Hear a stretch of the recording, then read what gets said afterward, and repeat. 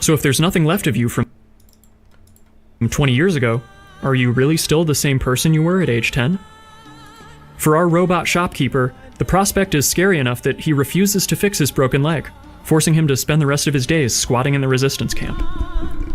The Ship of Theseus is a paradox that strikes at the very heart of existence, and it's no coincidence that it's the theme of one of the first quests in Nier Automata. The game is foregrounding these ideas for the audience, planting seeds, and inviting you to pay attention to the deeper message.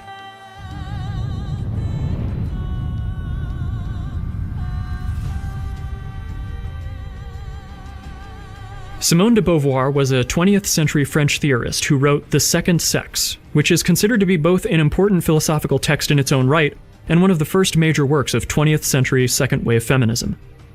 In it, de Beauvoir theorized that the female gender, the notion that women are somehow innately separate to or different from men, is not an objective fact of nature. Rather, women's status as a separate sex is socially constructed, and reinforced by changing societal norms that are not rooted in biology or hard science. De Beauvoir argued that our ideas of womanhood and femininity are instead determined by an external view, or gaze, the gaze of society, specifically men. For de Beauvoir, womanhood is just a performance, complete with its own costumes and makeup. And crucially, the female sex can only exist as the other side of the coin to manhood, which is also a performance, but one that's treated as the default standard view. In Nier Automata, Simone appears as the boss of the amusement park zone, and during the second playthrough, we learn her backstory. She fell in love with the robot philosopher Jean-Paul, but he did not love her back. Desperate for his affection, she cannibalizes the other machines around her and festoons herself with their parts.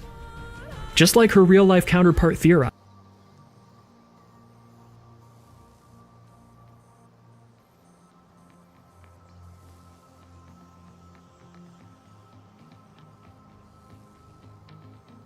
to the deeper message.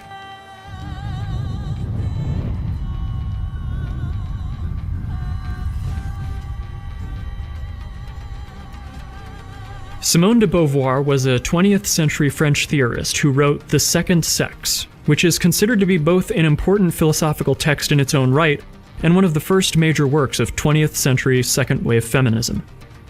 In it, de Beauvoir theorized that the female gender, the notion that women are somehow innately separate to or different from men, is not an objective fact of nature. Rather, women's status as a separate sex is socially constructed, and reinforced by changing societal norms that are not rooted in biology or hard science. De Beauvoir argued that our ideas of womanhood and femininity are instead determined by an external view, or gaze, the gaze of society, specifically men. For de Beauvoir, womanhood is just a performance, complete with its own costumes and makeup. And crucially, the female sex can only exist as the other side of the coin to manhood, which is also a performance, but one that's treated as the default standard view. In Nier Automata, Simone appears as the boss of the amusement park zone, and during the second playthrough, we learn her backstory. She fell in love with the robot philosopher Jean-Paul, but he did not love her back.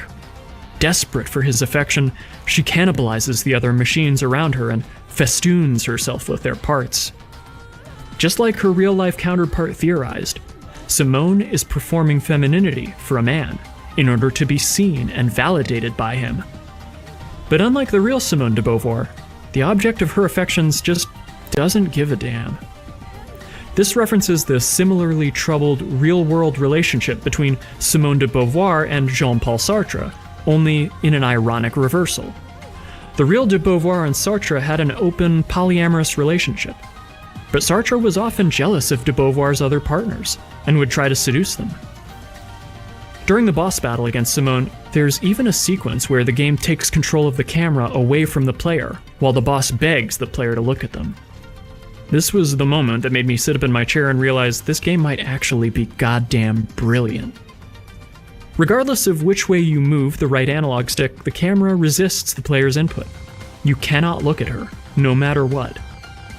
Simone is performing her gender, but no one is watching. Not Jean-Paul, and not the player.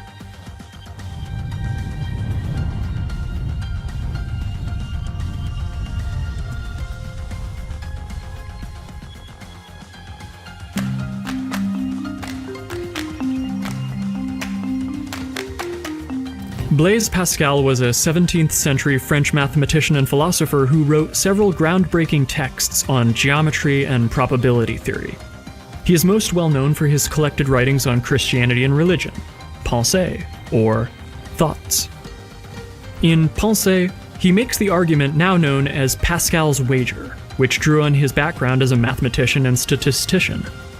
If it's impossible to either prove or disprove the existence of God, how can we decide whether or not to believe in a supreme being? For Pascal, statistics and probability suggest that we should believe in God. If we're wrong, nothing happens when we die. If we're right, we enjoy an eternity in heaven. But if we disbelieve in a God that does exist, then our punishment is eternal suffering in hell. This is, at its heart, an argument rooted in fear. The fear of death, and fear of hell as a punishment after death. Pascal and his wager suggest that this fear of God's vengeance should motivate us to live pious and virtuous lives. Pascal makes an appearance in Automata as the leader of a group of pacifistic machines who have disconnected from their network. They broke off to form a communal village in the forest and dedicate themselves to peace and non-violence. Late in the game, the village comes under attack, and Pascal flees to a nearby factory along with the village's children. After Pascal and the player fight off a horde of murderous machines descending on the factory, we return to their underground hideout and witness a scene of horror. Pascal's children have all committed suicide. He realizes that, in educating the village's children, he made a mistake. He taught them the concept of fear, thinking it would keep them safe and help them avoid danger. Like his real-world counterpart, Pascal believed that virtuous existence requires a fear of powers greater than yourself. But this same fear also poisoned his children, causing them to kill themselves before the rampaging machines could. And what book does the player deliver to the machine Pascal right before the tragedy unfolds? Pensées. Fear of death is no way to live. Quite an experience to live in fear, isn't it? That's what it is to be a slave.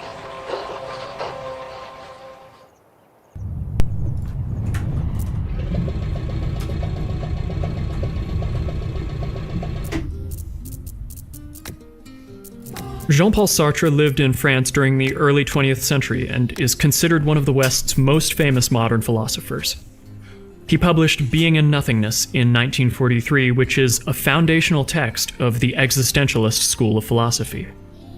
Existentialism explores human consciousness and asks whether our existence has any inherent, innate meaning. Sartre's existentialism has a single, simple starting point. Existence precedes essence. That is to say, an individual person's free will and lived experience defines the world for them in ways that are unique for that person. Every person's existence is unique, which in turn gives us all our own unique essence. This means that the first and only thing humans can be 100% sure of is our own existence and consciousness. For Sartre, individual consciousness is the answer to the existentialist riddle and proof that humans possess free will. Sartre appears in Nier Automata as a top-hatted robot in Pascal's machine village. He spends so much of his time on screen spouting ponderous, self-centered philosophy that our protagonists show open contempt for him and his ideas. His questline revolves around delivering him love notes from adoring fans, but Sartre is completely self-absorbed and refuses to consider the world outside his own head. At the end of the quest, Sartre disappears.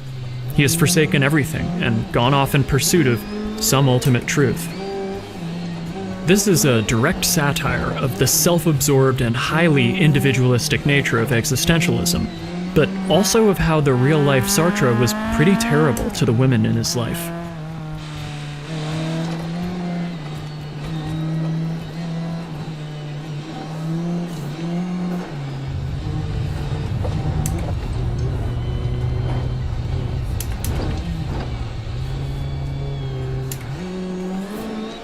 During the latter half of the 18th century, the German theorist Immanuel Kant produced various works that went on to form the backbone of modern philosophy. He was a prodigious writer on the topics of ethics, art, politics, and the intersection of science and philosophy. Kant's most famous work was his 1781 book, Critique of Pure Reason. In it, he asserts that the ability to reason, how we process information and make value judgments about the world, is the essential component of the human experience. For Kant, the human mind and intellect are what provide structure and meaning to our everyday life. But Kant also believed that, at the root of everything, the universe was made by God and exists regardless of our attempts to interpret it, what he describes as the Ding an sich, or the thing in itself. In Nier Automata, Kant appears as the reborn king of the forest zone. In order to safeguard his people and ensure their prosperity, the forest king dies so he can be reborn as the egg child, Immanuel, and continue leading his kingdom. Towards the end of the game, we learn that the forest king's plan was apparently a failure. Immanuel is stuck as an egg child, never hatching or growing older. The thing in itself may exist, but it isn't enough to restore the forest kingdom to its former glory.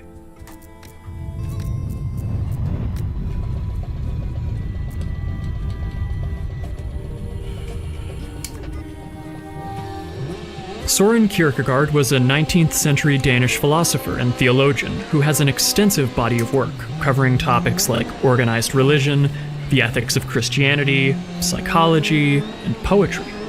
Kierkegaard's writing was considered to be the precursor to existentialism. He argued that human individuality was a real and concrete thing, thanks to our ability to reason and choose between right and wrong. For Kierkegaard, this concept of humans as the rational animal was far more compelling than the abstract theories of consciousness popular among his contemporaries, like Goethe and Hegel. Kierkegaard also wrote many books and essays on the Christian religion, where he argued that the existence of God is a subjective truth that is impossible to either prove or disprove. Belief in God is one of many choices that must be made by rational and self-aware people.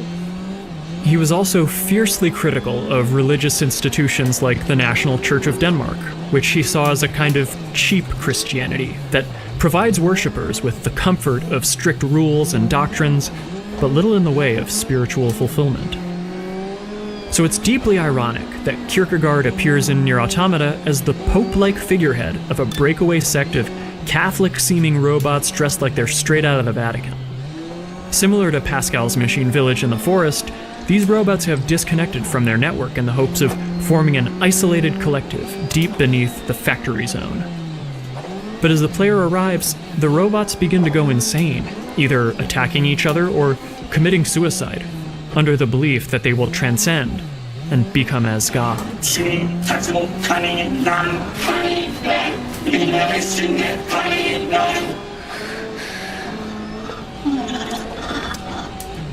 It's a pure and straightforward expression of Kierkegaard's real-world critique of the Christian religion. Religion becomes an institution, which justifies itself by becoming increasingly conservative and fundamentalist about its own beliefs. It eventually degenerates into a cult in which the lives of its followers are meaningless. The Kierkegaard of Nier Automata isn't a rational individual questioning organized religion anymore. He's the head of an apocalyptic suicide cult.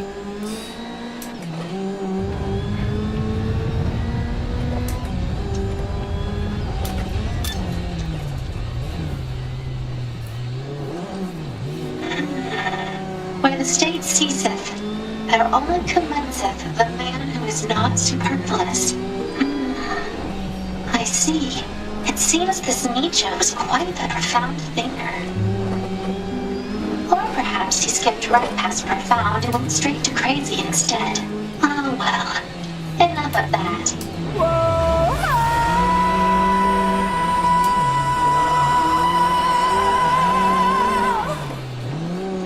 Dreaming in Neon. Dreaming in Neon.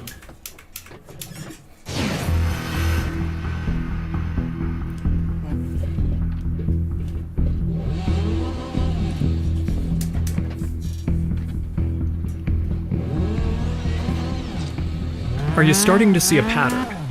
All throughout the game, a real-world philosophy is referenced and then subverted or turned on its head. And these different philosophers and belief systems are all concerned in some way with existence and identity. But the machines that embody these belief systems all come to unhappy, or at least unsatisfying ends. It's only very late in the game, towards the end of the third playthrough as A2, that we finally get an explanation for this bizarre mimicry of humanity. All of these robot philosophers are the result of the machine's built-in programming, which compels them to imitate human evolution. After invading Earth, the machines rose up and killed their alien masters. But they soon realized that they had hit a dead end. They were doomed to stay the same forever, never improving, trapped in stasis. So they came up with a plan. They would continuously resurrect ancient human societies and philosophies as an evolutionary experiment in the hopes that they'd eventually evolve into higher life forms. The machines know that they're doomed to fail, just like the humans they're imitating. It's all part of their evolutionary process. And it's this, the different ways that the machines have failed to recreate humanity and human philosophy, that illustrates the ultimate meaning and message of Nier Automata.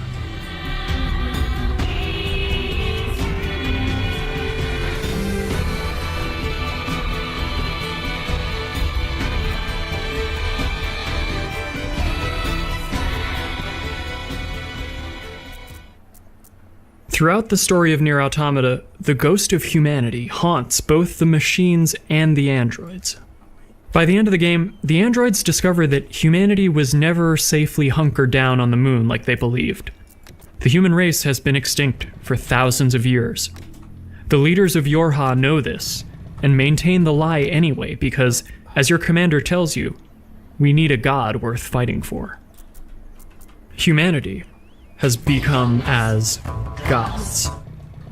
This fable of a long-gone race of progenitors has become, literally, a religious institution for both the androids and the machines.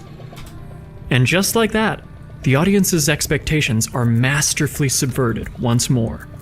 This is no story of a ghost in the machine, of robots developing a soul and learning to be human. This is a story where the real ghost in the shell is humanity, the long-dead creators of this world, whose memory haunts machines and android alike. Some of the earliest science fiction stories have asked whether something unhuman can ever truly be human. Nier Automata is asking something far more interesting and subversive. Can you, the player, demonstrate that most human of characteristics, showing empathy for those outside of yourself, even for your bitter enemies? And as the game approaches its conclusion, it becomes clear that the only hope of a happy ending for our protagonists involves breaking free of the cycle of conflict created by their gods. If you're already fluent in the tropes of the JRPG genre, the use of this theme won't surprise you in the slightest. Stories about fighting back against a corrupt church and even killing God have been part of Japanese games for about as long as there have been Japanese games. But that's a topic for another video essay. Yevon's teachings and the final summoning give the people of Spira hope. Without hope, they would drown in their sorrow. I would have gladly died. I live for the people of Spira, and would have gladly died for them, but no more. The final summoning is a false tradition that should be thrown away. As with every other expectation the player brings with them, Nier Automata subverts this trope too. As the game's opening monologue begins, players savvy to Japanese games will have a certain set of expectations about how this story will play out. As a longtime JRPG obsessive, I know I did. After the opening sequence, I thought I already had the plot all figured out. I often think about the god who blessed us with this cryptic puzzle, and wonder if we'll ever have the chance to kill him. Kill him. Kill him. But by the end, you'll understand that this opening was actually a genius act of misdirection. You, the player, are indeed trapped in a never-ending cycle. But killing God won't set you free. God is already dead. The player beats the game as 2B, and then you beat the game again from a new angle as 9S, and then once again as A2. As long as this cycle continues, there is no hope for a happy ending. After 12,000 years of unending war, with humanity replaced by a highly advanced and digitized consciousness, we find ourselves right back where we started. The contradictions between philosophy and theology still cannot be resolved, and the characters of Nier Automata are still grappling with the same question we've had since the beginning: the meaning of existence.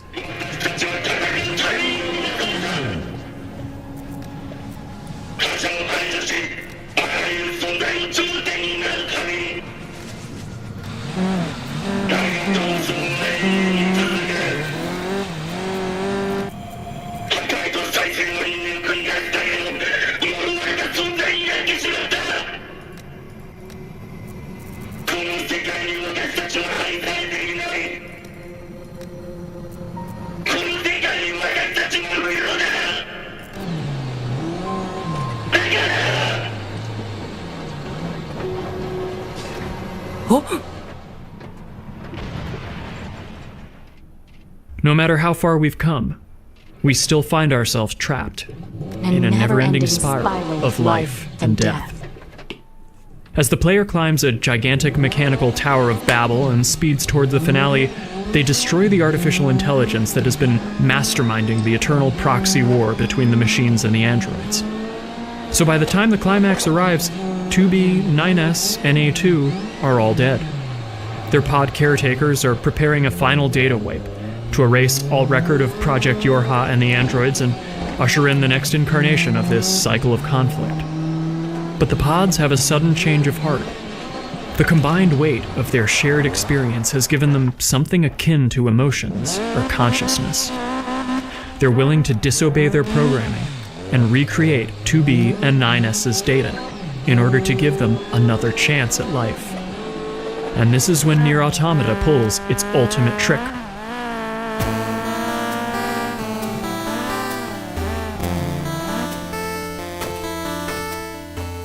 In order to complete the game, the player has to literally blast their way through the end credits in a shmup sequence reminiscent of a Toho bullet hell game.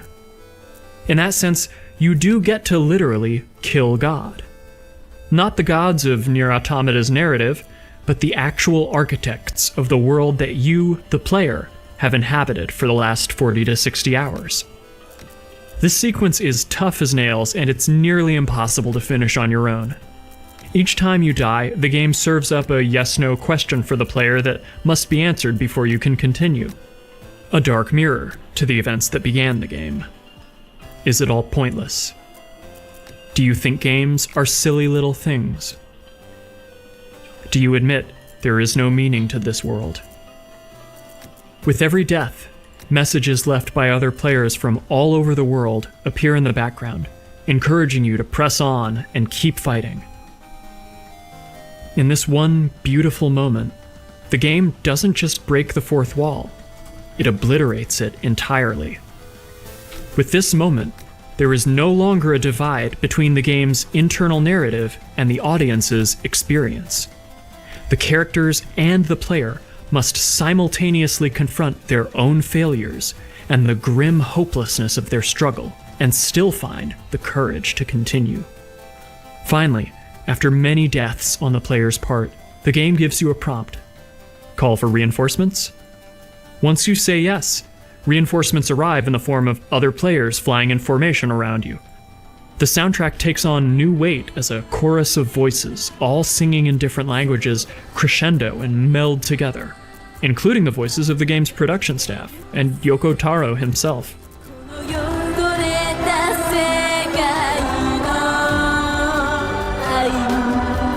Still we're gonna shout it loud, even if our words seem meaningless. It's like I'm carrying. Yoko Taro talked about how this final sequence of the game was inspired by, of all things, Coca-Cola's Small World marketing campaign. Coke placed sets of vending machine-shaped computers near the border between India and Pakistan, two nuclear-armed nations that have clashed several times in the past few decades, and are still officially at war with each other, despite a 2003 ceasefire. The people of India and Pakistan have every reason to hate each other, and are propagandized to do so by their own governments.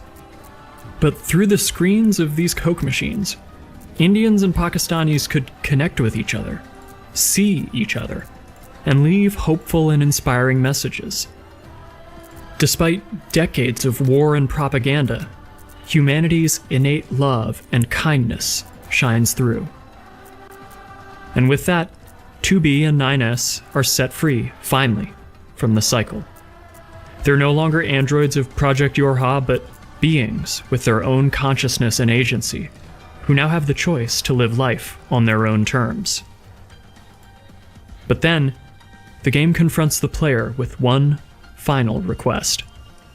In order to beat the endgame shmup sequence, the player almost certainly has to accept the call for reinforcements. Now, you're given the opportunity to act as reinforcements for someone else, in order to help them finish their game. But to do this, you'll need to pay the ultimate price, deleting all of your game's save data, erasing your hard-earned progress. You have no way of knowing who you'll be helping, and they'll have no way of thanking you. And as the game reminds you, you might even be helping out somebody who hates your guts. Despite all that, will you still make the ultimate sacrifice and delete your game in order to help a complete stranger? The first Nier game pulled this trick before, and in service to a similar theme.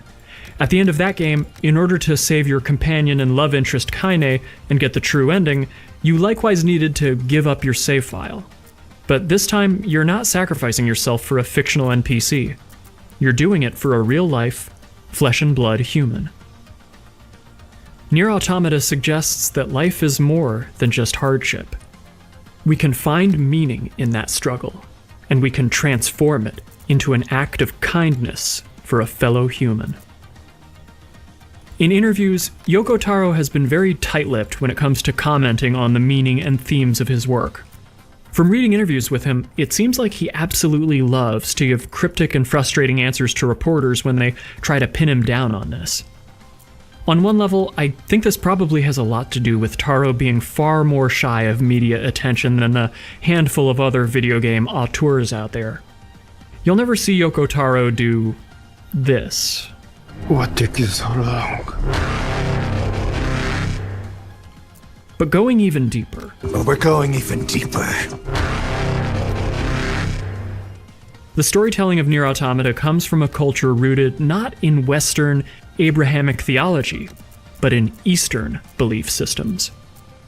One of the central beliefs of Eastern religions like Hinduism, Buddhism, and Jainism is samsara, the belief that every living thing is trapped in an endless cycle of life, death, and rebirth.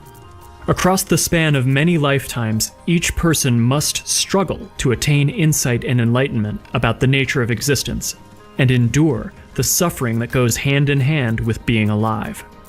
It is only by arriving at nirvana, a state of true enlightenment, where we shed our attachment to earthly desires and material possessions, that we can break free of the cycle of samsara. Nier Automata suggests that even after humans are long gone, digitized versions of our souls will still be trapped in a far future sci-fi version of samsara. It is metaphysics, made literal. The same patterns will repeat again and again, with evolved forms of human intelligence returning to the same questions that have haunted us since the beginning. Violence and war, the drive to reproduce and live forever through your progeny, and the search for higher meaning through religion. For the game's cast, these questions can only lead to existential despair. Nier Automata isn't telling you to drop what you're doing, pick up the prayer beads, and convert to Buddhism.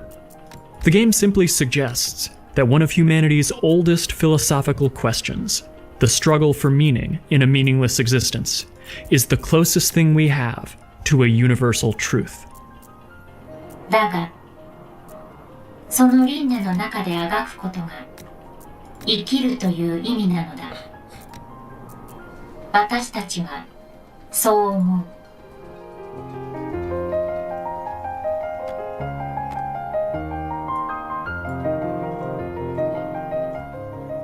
The real-world parallels here are almost impossible to ignore. We live in a moment when it's never been more fashionable to demonize our enemies and to refuse to see the humanity in those who are different from us. Just take a look all around you. Fear of the outsider has become the guiding principle of the modern age. And this social imperative means that all of us, in turn, have been conscripted as soldiers in an endless war over who gets to be a member of the in-group and who must be excluded. As we become numb to the sheer repetition of bad news after bad news, conflict heaped upon conflict, we lose hope that we might ever find a way out. Because as Nier Automata shows us, this desire for domination is a dead end. It can only lead us down a spiral of misery and futility from which there is no escape. The repetitive nature of Nier Automata's combat mechanics intertwines with repetition in the narrative, and its us versus them cycle of conflict. And with their controller in hand, the player directly participates in a dialectical deconstruction and reconstruction of the pillars of humanist philosophy. Through this harmony between gameplay and themes, this ludonarrative consonance, the player comes to understand how we must reject the cycle of conflict and the desire for domination for there to be any hope for the future. We must show love and empathy to each other. In a medium not exactly known for its love of pacifism or humanism, Nier Automata stands as a genre-defining work of art, one with a message that's vital and highly relevant to the current moment. The only way to escape the death spiral of modernity is for us to commit a senseless and selfless act of compassion.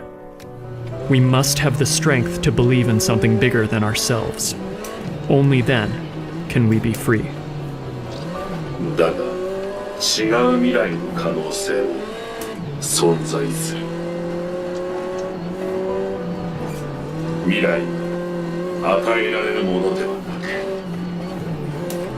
く、獲得するものだから。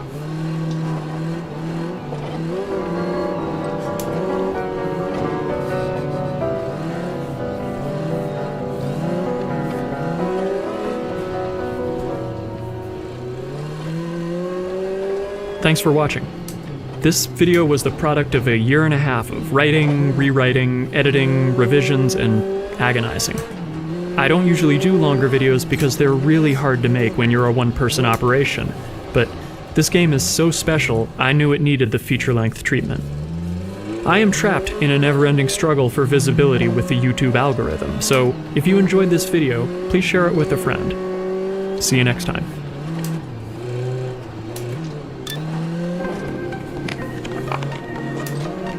Hey Wisecrack, Jared here, and today we're talking about a game that was seemingly made for us. Perhaps the most overtly philosophical game ever. It seems this Nietzsche was quite the profound thinker. Nier Automata. Nier Automata is a game about three androids. To be, as in or not to be, the moody 9S, and the jaded A2. Along the way, they fight adorable but lethal machines, and eventually each other, on a futuristic Earth where the line between right and wrong has taken a vacation and is never coming back. The world of Nier Automata is crawling with machines named after philosophers who you must befriend or behead. Mostly the latter. But these wisdom-loving deathbots aren't always just throwaway characters. They often point toward the complex philosophy at the heart of the game. At its core, Nier Automata challenges players to consider how we make meaning in truth, who we are as gamers, and why video games matter. Welcome to this Wisecrack edition on the philosophy of Nier Automata. This video was made in collaboration with an awesome channel called Extra Credits. You can catch a link to them and their video on Nier Automata at the end of this episode. And if you're visiting us from Extra Credits, welcome and be sure to subscribe. Oh, and watch out, major spoilers ahead. The story takes place on Earth more than 9,000 years in the future and follows two groups of automata. There's androids designed to hold human consciousness but who eventually develop independent thought, and machines, who were created by the aliens that invaded Earth. Androids and machines fight a genocidal proxy war on behalf of their masters. Though the player mostly controls android characters, choosing sides is not that easy, because by the game's halfway point, we learn both humans and aliens have been dead for millennia. Humans were already extinct when the aliens attacked. Absent their creators, androids and machines are forced to make meaning for themselves, and if possible, stop seeing each other as enemies. The fact that both humans and aliens are dead is not only a central plot twist, it encapsulates the game's existential philosophy. In fact, 2B's opening line, I often think about the god who blessed us with this cryptic puzzle, and wonder if we'll ever have the chance to kill him. Might as well have been pulled right from Friedrich Pornstache Nietzsche, who wrote, God is dead, God remains dead, and we have killed him. Now, I know, the phrase God is dead gets thrown around a lot by internet edgelords, but what did Nietzsche actually mean? Before Nietzsche, many thinkers constructed reality in a similar way. God, truth, and reason were all infallible, unchanging, and universal concepts, which stood above or outside of humankind, like supernatural forces animating the world and moving it toward progress. In this view, humans don't make and control meaning themselves. It's some unreachable deity or universal principle which gives human action meaning. When Nietzsche declared God dead, he criticized any system that locates the source of meaning outside human lives, and popularized the idea of nihilism. Nihilism is the belief that there is no great metaphysical force propelling us through the world and making our lives special. Existence can be shitty, and there's no grander meaning to comfort us. No puppet master to save us. Now, I know we can find Nietzsche in a lot of pop culture, but no piece of media embodies it quite like Nier Automata. Androids and machines think their godlike masters are literally above them, on the moon and in space, but those gods are actually dead. Like rotting for millennia dead. And as we learn from Adam and Eve, machines killed their alien overlords because they were static and unchanging, much like the unchanging deities and morals that Nietzsche criticized. There's no need to fret about them. They were simple, infantile, almost like plants, I guess you'd say. Humans died after the mainframe holding their consciousnesses collapses. Yes, nobody made backups. If the death of God is really about the death of a grand meaning, then our dead aliens and humans are only one element of the game's greater message about meaning. You kill some of philosophy's biggest heroes, some characters lose sight of a purpose in life, and the game repeatedly builds meaning around certain characters or plots and then kills them off, usually by the player's own hand. Each time this happens, the player has to reevaluate where their new meaning, mission, and direction is going to come from. Even Yorha, the android organization, eventually dies. But Yorha is less like a god and more like a seedy government. They know humanity's dead, but hide it from the other androids. Pretty f***ed up, right? Yorha perfectly exemplifies the Nietzschean point that even once God's 6 feet under, society doesn't just reboot. Political, social, and psychological norms are left over from prior belief systems, and we continue imposing these meanings on one another and ourselves. 2B and 9S spend much of the A and B playthroughs reassuring one another that machines don't have emotions or personhood. They don't have any feelings. They're just imitating human speech. Even when all evidence points to the contrary. Child. No need for human masters to promote this idea. They do it to each other. For Nietzsche, the best response to a meaningless universe and a dead god is to create meaning for ourselves, or what he referred to as self-making. In Nier Automata, we encounter different machines named after philosophers engaged in this kind of self-making, each with their own responses to the meaning or meaninglessness of life. There are quite a few existentialist machines to be found. Jean-Paul, as in Sartre, Simone, as in de Beauvoir, Pascal, as in Pascal, and Kierkegaard, as in Kierkegaard. Each philosopher machine offers us a glimpse into one way of pursuing meaning. Take Jean-Paul, the avatar of Jean-Paul Sartre. In the game, JP is basically a dark parody of his real-life self. Just like Sartre loathed institutional recognition, Jean-Paul is kind of an asshole who ignores his devoted followers, except for the pretty ones, and eventually fucks off to the wilderness to find meaning. Nobody really misses him. But before leaving, Jean-Paul highlights the game's themes when he throws around one or two famous Sartreisms, like the existential slogan, "Existence precedes essence." Essentially, rather than some innate nature determining who we are before we're born, each individual first exists in the world and then develops meaning and purpose. It's all about radical freedom to become who we are through our actions and choices. In the game, we see this everywhere as machines transcend their intended purpose and find new meaning. Even the pods prove that their nature comes from existence, not a predetermined essence, as they develop self-consciousness. I must look very silly. In fact, most of the characters in the game are, as Sartre once suggested, condemned to be free. That's right, condemned. Because without a higher power or innate nature controlling our actions, we bear ultimate responsibility for our decisions, even as morality becomes super ambiguous. And that's a tough place to be.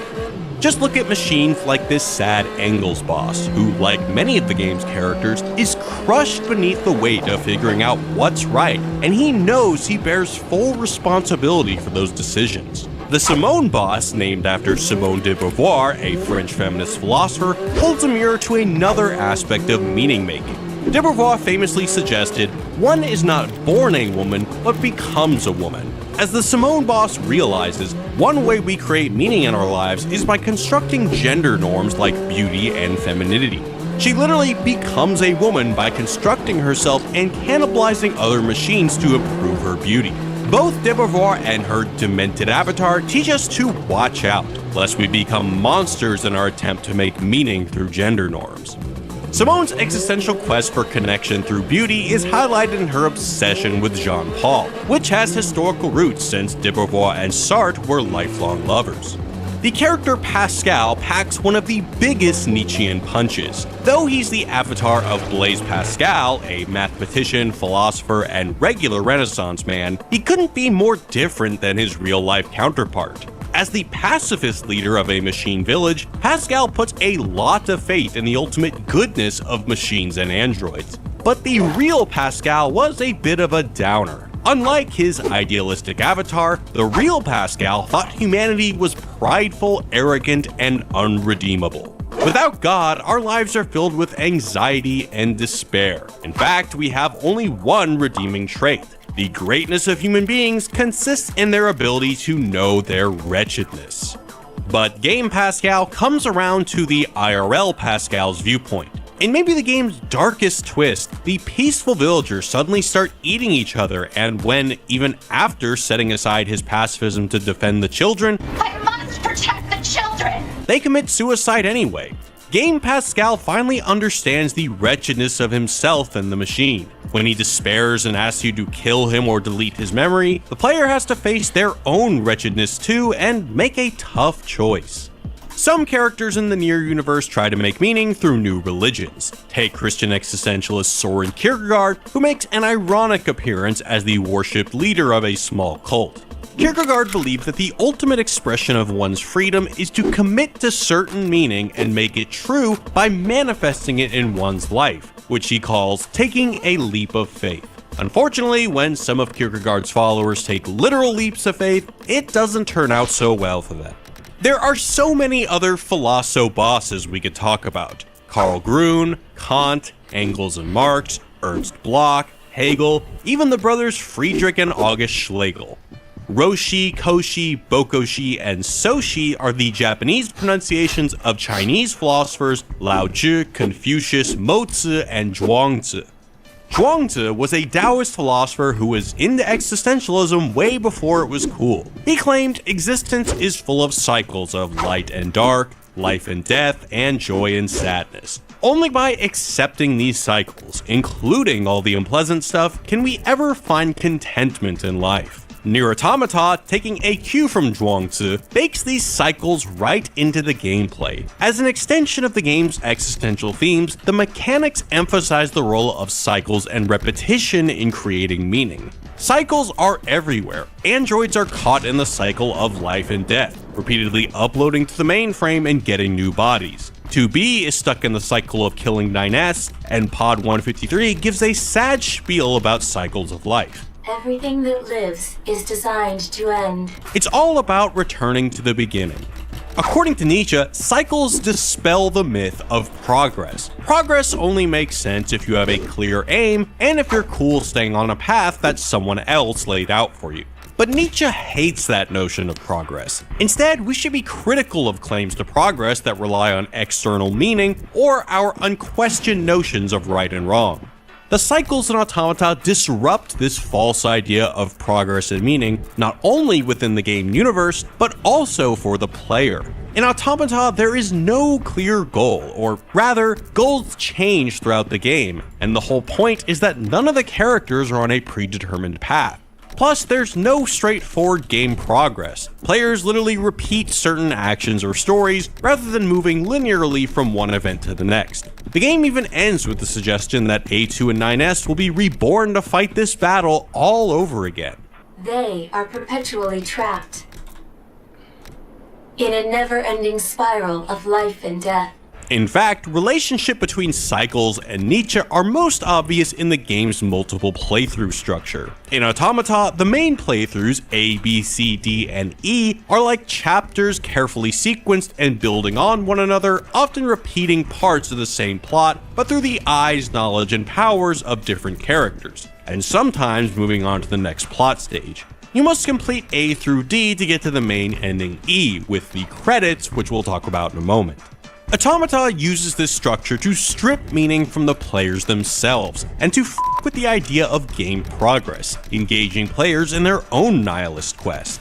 Consider the difference between the first and second playthroughs, where you play as 2B and then 9S in parallel stories. In the first play, as 2B, you learn the aliens are dead and the machines we've been killing are actually sentient and emotional. Of course, they could have just told us this straight out, but instead they make us relive every shitty thing we did to those poor bastards, and now we feel terrible about it.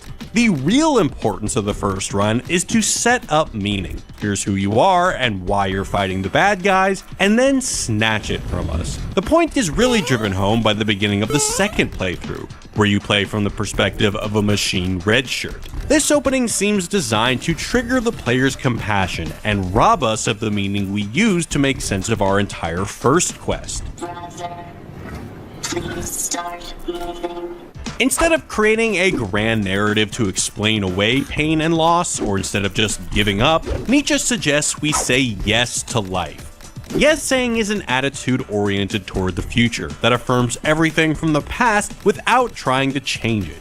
Imagine you had to live the same life over and over in what Nietzsche calls eternal recurrence. This would be super crappy if you thought life was about avoiding pain and suffering. But yes saying embraces suffering and the lessons it brings us without glorifying them. The game's final Nietzschean middle finger to progress and ultimate meaning comes in ending E. Here, players literally have to kill their gods and make a difficult choice between progress, which lets them save all their data and advancement in the game, and yes saying, which entails accepting their mistakes and be willing to start over. As the credits roll and you battle the names of the game's designers and creators, which are somehow shooting shit at you, messages from other players around the world encourage you until you're finally joined by their avatars, who sacrifice themselves for your success. And I don't use sacrifice lightly. As you discover at the end when you're asked to do the same, all those avatars are there because in some other time and place, maybe before you even started playing, other players finished the game and chose to delete their data and game saves for the ability to eventually help you, a total stranger, complete the game. Here we're asked, what makes gaming meaningful? Do we believe in the myth of progress, that what makes them meaningful is completing them, saving our data, and having achieved something once and for all? Or are we yes-sayers, willing to start over from the beginning and make the same choices and maybe even the same mistakes all over again? Are we individual automata who only fight for ourselves, or is gaming about the lessons we learn and engaging a community? Does one player deserve the sacrifice made by others? And should we sacrifice ourselves for people who we don't know or might not even like? What makes gaming meaningful is truly up to the player. If you affirm progress, nothing happens. But if you say yes to suffering and loss instead, all your saves and play get deleted and you return to the beginning to do it all again. Or maybe you'll do it differently. A future is not given to you. It is something you must take for yourself. See? Cycles! As a game, Nier Automata itself embraces suffering, both of its characters and its players, but only in order to tell a powerful philosophical story, as only an interactive game could. Does it pan out like they hoped? Is the game worth all the feels it elicits in an attempt to make its point about meaning? Well, that's up to you. But if you're one of the yes-sayers whose sacrifice made my journey possible, you should know it means something to me. And part of the reason it means something to me is because this ending is a rare example of game developers baking empathy into the gameplay. While video games are on the surface all about saving the world and helping people, most of them lack core components of what makes acts truly empathetic. To learn more about how Nier Automata breaks the mold, you'll have to check out our collaborators over at Extra Credits, who have broken down the ending in a whole new light. Be sure to tell them that Wisecrack sent you. As always, be sure to subscribe and ring that bell. Catch y'all next time. Peace.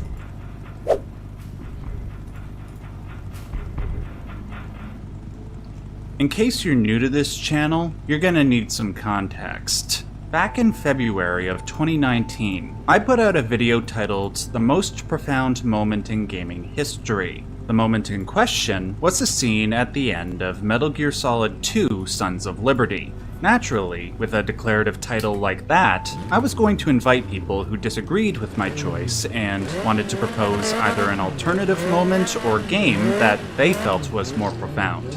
In the interest of being intellectually honest, I wanted to play as many of the games that people suggested and contrast them with Metal Gear Solid 2 to see if there was a game or a moment that might transcend it. I have spent the past 5 years doing that on this channel, and during that period, I have not encountered a single moment that I believe is more profound. But I have encountered 2 games that I feel were more profound on the whole. One was the original Deus Ex, which I believe is the most important game ever made, for both its prescient story and the way its game design influenced so many games that came after. However, if I'm speaking just about profundity, I do place one game above Deus Ex, that of course being Nier Automata.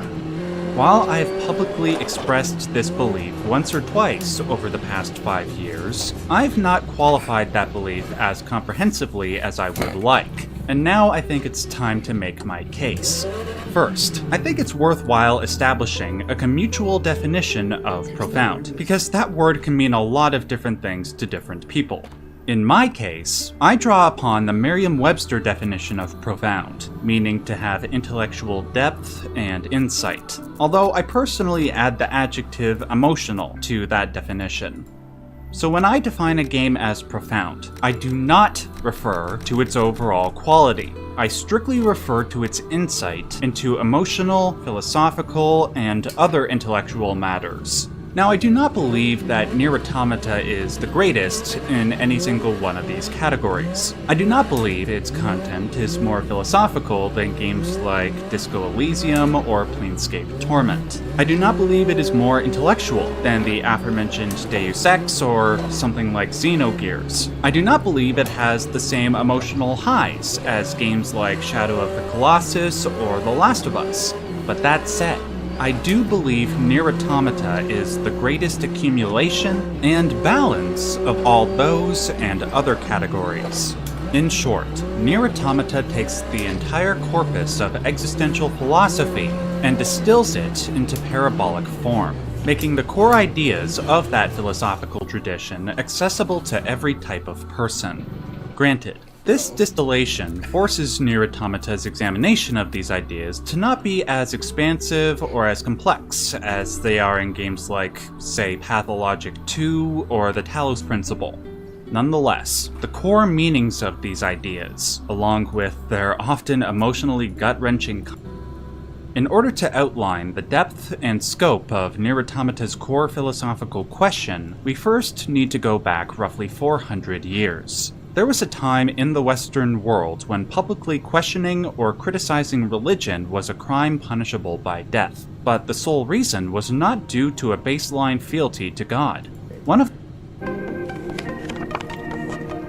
Hey Wisecrack, Jared here, and today we're talking about a game that was seemingly made for us. Perhaps the most overtly philosophical game ever. It seems this Nietzsche was quite a profound thinker.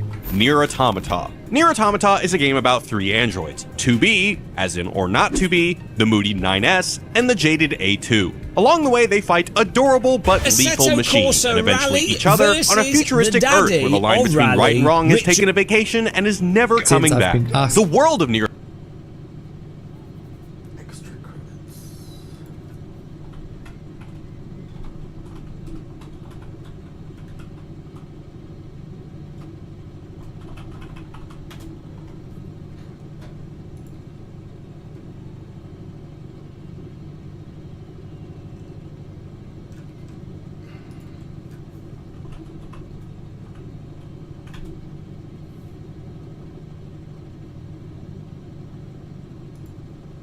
Games can evoke empathy in us. They can make us desire to be kind. They can help us put ourselves in the shoes of others. But they can also give us an easy way to tell ourselves that we are good people, that we always choose Paragon, that we are light side folk, and always without making us do the work that being a good person actually requires.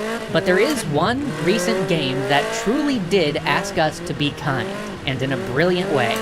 Let's talk about Nier Automata.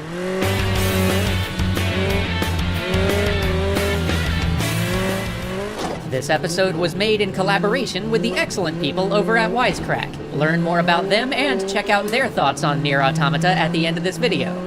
This episode is going to have a spoiler in it. It won't be a narrative spoiler, but it will be a mechanical one. We are going to talk about the last boss fight and how it plays out. It'll come later in the episode, so feel free to hang out for now. I'll give you a warning later, you can bail then if you want to, but just be warned that if you're the type of person who wants absolutely nothing spoiled, you should probably turn this off and go play Nier Automata, because it's genuinely great. So, let's talk empathy. You know that moment in Dark Souls where you see a bloodstain somewhere you died once, and you feel a tiny pang for the person who just went through that same thing? That is an unmistakable moment of empathy experienced through a game. And I bet more than one of you have acted on it, deciding to leave a message warning other players about the hazard. Not for the reward it would give you, but so that people you've never met and will never meet won't have to suffer the same way you did. That is kind of incredible when you think about it. It's part of what makes Dark Souls such a communal experience, even if you play the whole thing by yourself. But most games don't do that nearly as well. We have all had a moment where a game asked us to save a planet, rescue a cat, help some downtrodden villagers, something like that, and the game tells us that these are good acts, and that we are good people for doing them. We are often even given a goodness stat, so that we know just how good we were for helping out. I am so good. Look at how many good points I have. The problem, though, is that we really weren't. Empathetic acts are fundamentally about doing something for someone other than yourself. But in so many games where you have your save the puppies moment, that moment is really about you, not about whomever you're helping. So many games are so focused on empowering the player that many times acting good in a game ends up being about that too. Helping somebody isn't really the goal. The reward for helping somebody is the goal. Maybe it's some bonus the game gives you, or the praise you receive from characters in the game. Maybe it's the game itself praising you for being such a good person and forwarding your heroic story arc. And even in the cases where games actually ask something of you to do the good thing, it's often negligible, or something you'd want to do anyway. It's not actually a sacrifice. How many times have you been asked to give some trivial amount of gold to help out a poor and suffering group of people? It's one of those silly game tropes, right? I mean, if this village is hurting so much for money, they really should just like leave town and beat up 12 slimes or something. That'll give them all the money they need. I could go do that in 5 minutes. Helping them is easy and meaningless. You're not actually empathizing with the group you're helping because you never have to consider the cost to yourself. The question of, should I help these people? Can I afford?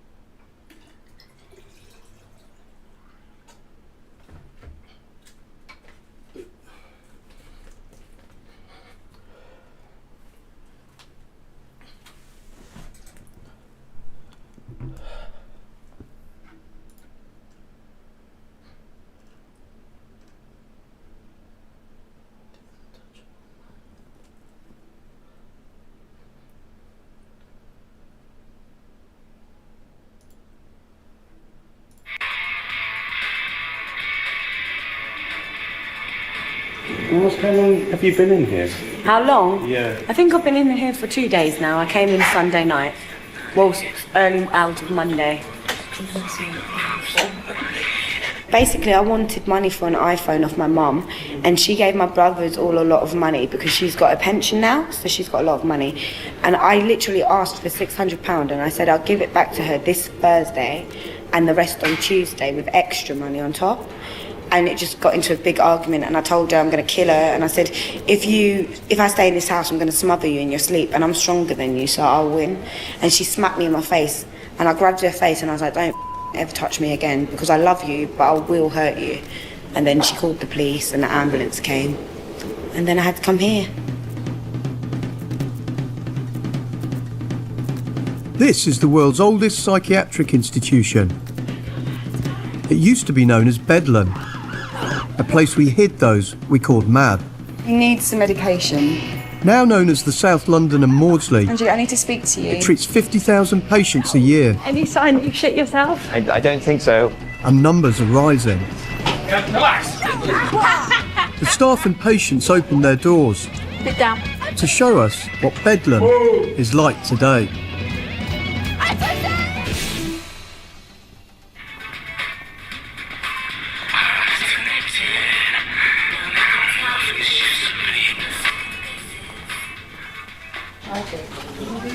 Well, Hammy doesn't need to be here, is he? Her responsibility to look after them. This is a place most of us will hopefully never set foot in. When she is downstairs in the ambulance, could you just give us a ring, just so we'll come down with sheets, or well, a couple of sheets to cover up with, yeah? An A&E ward for mentally ill patients in crisis. I'm 50 years old! Is she my wife?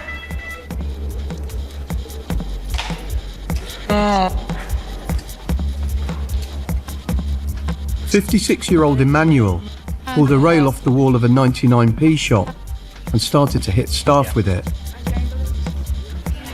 20-year-old Gemma regularly threatens to jump off London Bridge. She was admitted after taking an overdose. No, you've got to understand I'm scared. Yeah, completely understand. I'm scared. Most of these people have reached a point where they've become so ill they're considered a danger to themselves or to others. I just want to do herbal medicines. Come in. So this is your room? Come. This is the sleeping area. Katrina is studying for a degree at one of the UK's leading drama schools. At 22, this is her third admission to hospital. She has schizoaffective disorder, characterised by mood swings and delusions. So that's my bear in bed. I don't want to bring too much. The last time I came into hospital, I practically moved in. So I've decided just a few outfits, some underwear, my handbag, food. Do you want a Jaffa cake or some cheesy things? I'm alright, thanks. I'll have a Jaffa cake then. There you go, baby. Love you. What do you think of your room? I love it. You get so much support and help from family, friends and the nurses and the doctors. You've got this big open space to yourself if you want to lock yourself away. It's just like having your own.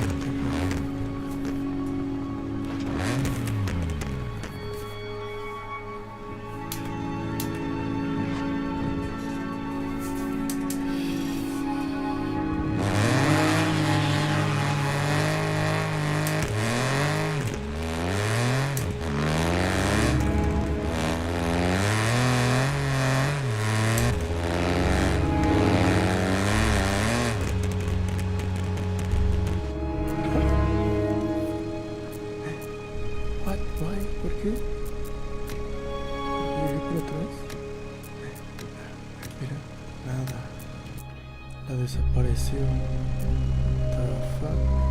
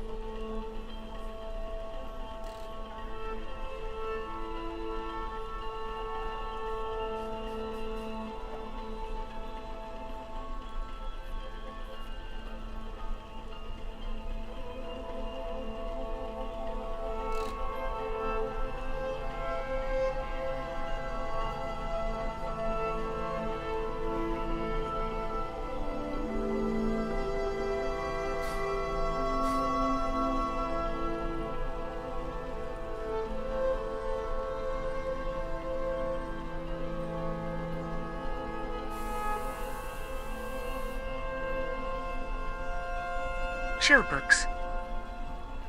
Beyond Good and Evil, Prelude to a Philosophy of the Future by Friedrich Nietzsche. Authorized translation by Helen Zimmern, 1907.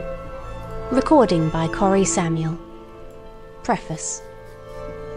Supposing that truth is a woman, what then? Is there not ground for suspecting that all philosophers, insofar as they have been dogmatists, have failed to understand women? That the terrible seriousness and clumsy importunity with which they have usually paid their addresses to truth have been unskilled and unseemly methods for winning a woman? Certainly she has never allowed herself to be won, and at present every kind of dogma stands with sad and discouraged mien, if, indeed, it stands at all.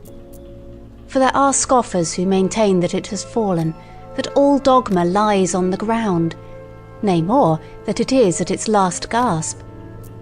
But to speak seriously, there are good grounds for hoping that all dogmatizing in philosophy, whatever solemn, whatever conclusive and decided airs it has assumed, may have been only a noble pluralism and tyrannism, and probably the time is at hand when it will be once and again understood what has actually sufficed for the basis of such imposing and absolute philosophical edifices as the dogmatists have hitherto reared. Perhaps some popular superstition of immemorial time, such as the soul superstition, which, in the form of subject and ego superstition, has not yet ceased doing mischief. Perhaps some play upon words, a deception on the part of grammar, or an audacious generalization of very restricted, very personal, very human, all too human facts. The philosophy of the dogmatists, it is to be hoped, was only a promise for thousands of years afterwards, as was astrology in still earlier times, in the service of which probably more labour, gold, acuteness and patience have been spent than on any actual science hitherto. We owe to it, and to its super-terrestrial pretensions in Asia and Egypt, the grand style of architecture. It seems that in order to inscribe themselves upon the heart of humanity with everlasting claims, all great things have first to wander about the earth as enormous and awe-inspiring caricatures. Dogmatic philosophy has been a caricature of this kind, for instance the Vedanta doctrine in Asia and Platonism in Europe. Let us not be ungrateful to it, although it must certainly be confessed that the worst, the most tiresome, and the most dangerous of errors hitherto has been a dogmatist error, namely Plato's invention of pure spirit and the good in itself. But now, when it has been surmounted, when Europe, rid of this nightmare, can again draw breath freely and at least enjoy a healthier sleep, we, whose duty is wakefulness itself, are the heirs of all the strength which the struggle against this error has fostered. It amounted to the very inversion of truth and the denial of the perspective, the fundamental condition, of life. To speak of spirit and the good as Plato spoke of them. Indeed, one might ask, as a physician, how did such a malady attack that finest product of antiquity, Plato? Had the wicked Socrates really corrupted him? Was Socrates, after all, a corrupter of youths, and deserved his hemlock?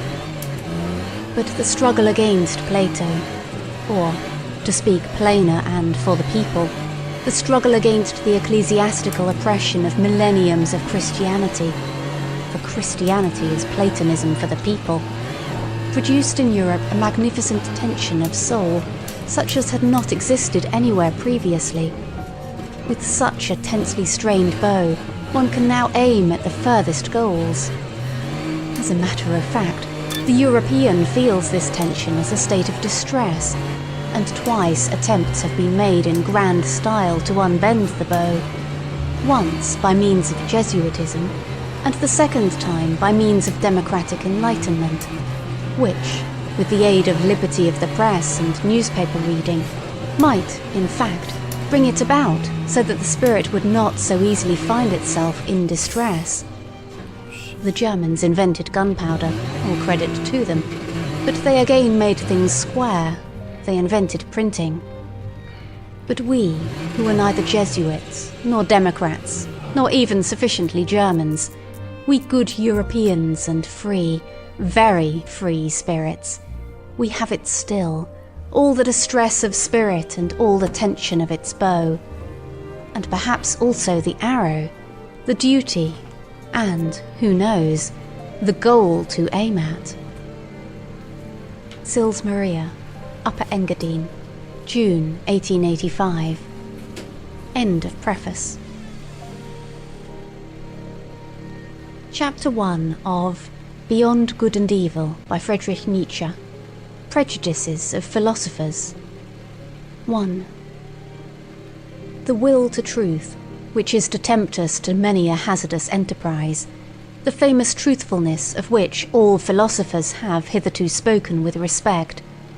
What questions has this will to truth not laid before us? What strange, perplexing, questionable questions. It is already a long story, yet it seems as if it were hardly commenced. Is it any wonder if we at last grow distrustful, lose patience and turn impatiently away? That this Sphinx teaches us at last to ask questions ourselves. Who is it really that puts questions to us here? What really is this willed truth in us? In fact, we made a long halt at the question as to the origin of this will, until at last we came to an absolute standstill before a yet more fundamental question. We inquired about the value of this will. Granted that we want the truth, why not rather untruth and uncertainty, even ignorance? The problem of the value of truth presented itself before us, or was it we who presented ourselves before the problem? Which of us is the Oedipus here, which the Sphinx? It would seem to be a rendezvous of questions and notes of interrogation. And could it be believed that it at last seems to us as if the problem had never been propounded before, as if we were the first to discern it, get a sight of it, and risk raising it? For there is risk in raising it. Perhaps there is no greater risk. 2. How could anything originate out of its opposite? For example, truth out of error, or the will to truth out of the will to deception, or the generous deed out of selfishness, or the pure, sun-bright vision of the wise man out of covetousness. Such genesis is impossible. Whoever dreams of it is a fool, nay, worse than a fool. Things of the highest value must have a different origin, an origin of their own. In this transitory, seductive, illusory, paltry world, in this turmoil of delusion and cupidity, they cannot have their source. But rather in the lap of being, in the intransitory, in the concealed God, in the thing in itself, there must be their source, and nowhere else. This mode of reasoning discloses the typical prejudice by which metaphysicians of all times can be prefaced. Supposing that truth is a woman, what then? Is there not ground for suspecting that all philosophers, insofar as they have been dogmatists, have failed to understand women? That the terrible seriousness and clumsy importunity with which they have usually paid their addresses to truth have been unskilled and unseemly methods for winning a woman? Certainly she has never allowed herself to be won, and at present every kind of dogma stands with sad and discouraged mien, if, indeed, it stands at all. For there are scoffers who maintain that it has fallen, that all dogma lies on the ground, nay more, that it is at its last gasp. But to speak seriously, there are good grounds for hoping that all dogmatizing in philosophy, whatever solemn, whatever conclusive and decided airs it has assumed, may have been only a noble pluralism and tyrannism, and probably the time is at hand when it will be once and again understood what has actually sufficed for the basis of such imposing and absolute philosophical edifices as the dogmatists have hitherto reared. Perhaps some popular superstition of immemorial time, such as the soul superstition, which, in the form of subject and ego superstition, has not yet ceased doing mischief. Perhaps some play upon words, a deception on the part of grammar, or an audacious generalization of very restricted, very personal, very human, all too human facts. The philosophy of the dogmatists, it is to be hoped, was only a promise for thousands of years afterwards, as was astrology in still earlier times, in the service of which probably more labour, gold, acuteness and patience have been spent than on any actual science hitherto. We owe to it, and to its super-terrestrial pretensions in Asia and Egypt, the grand style of architecture. It seems that in order to inscribe themselves upon the heart of humanity with everlasting clay,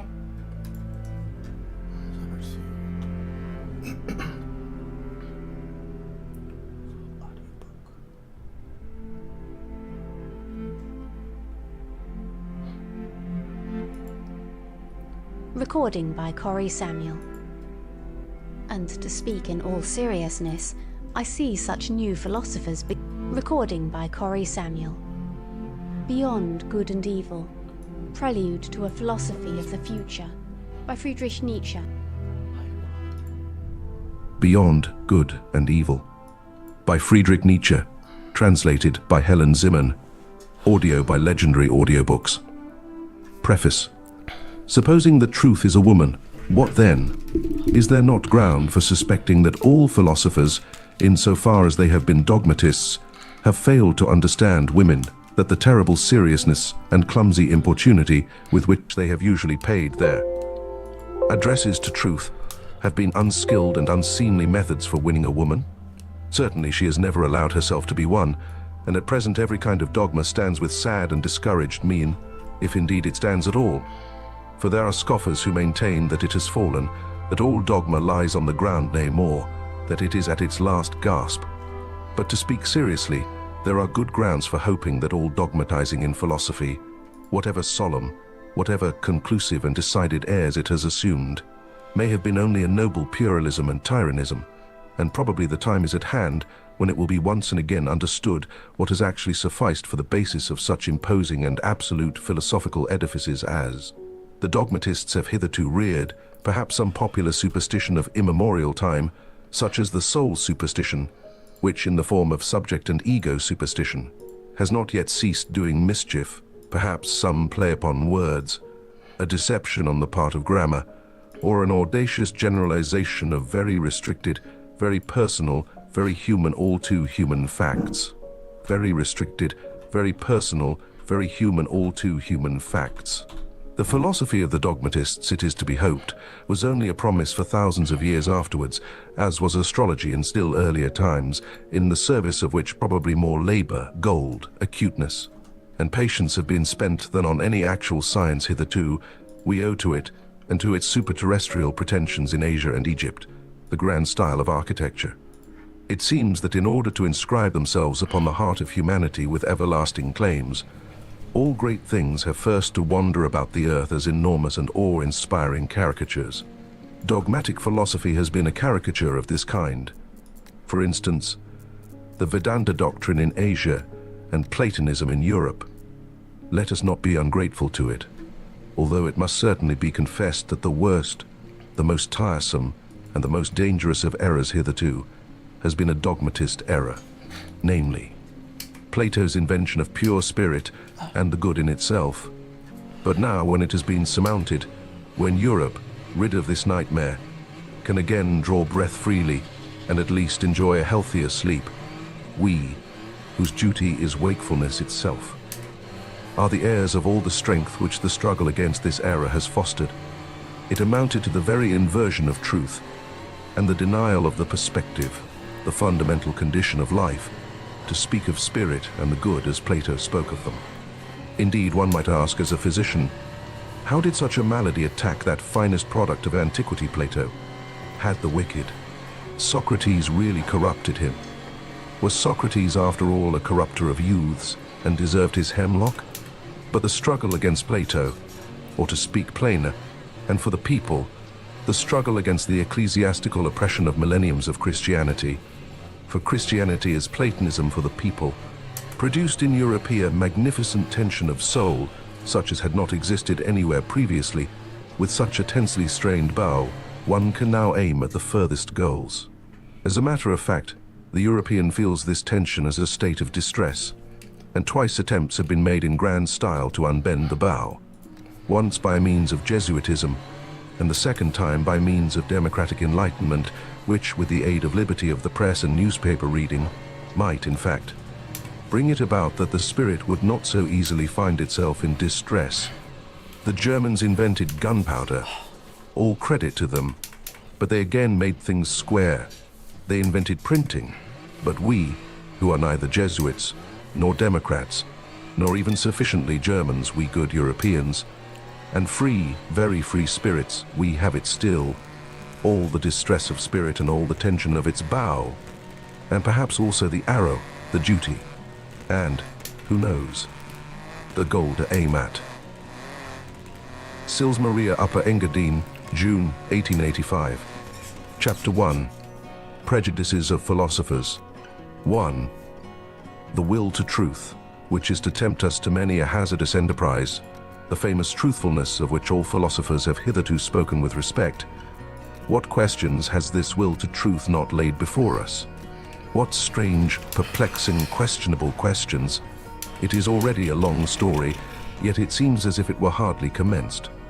Is it any wonder if we at last grow distrustful, lose patience, and turn impatiently away, that this Sphinx teaches us at last to ask questions ourselves? Who is it really that puts questions to us here?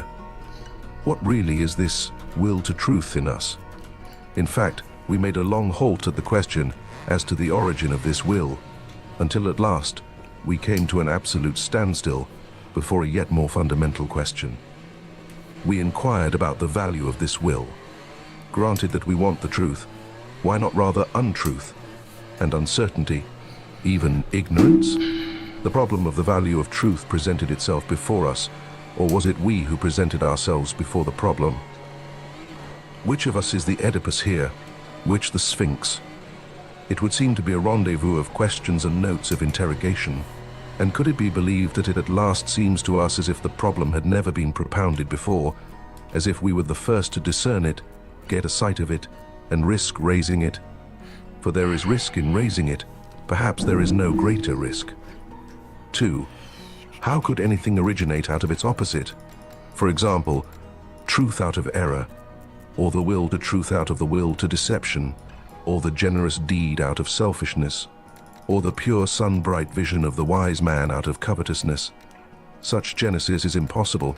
Whoever dreams of it is a fool, nay, worse than a fool. Things of the highest value must have a different origin, an origin of their own.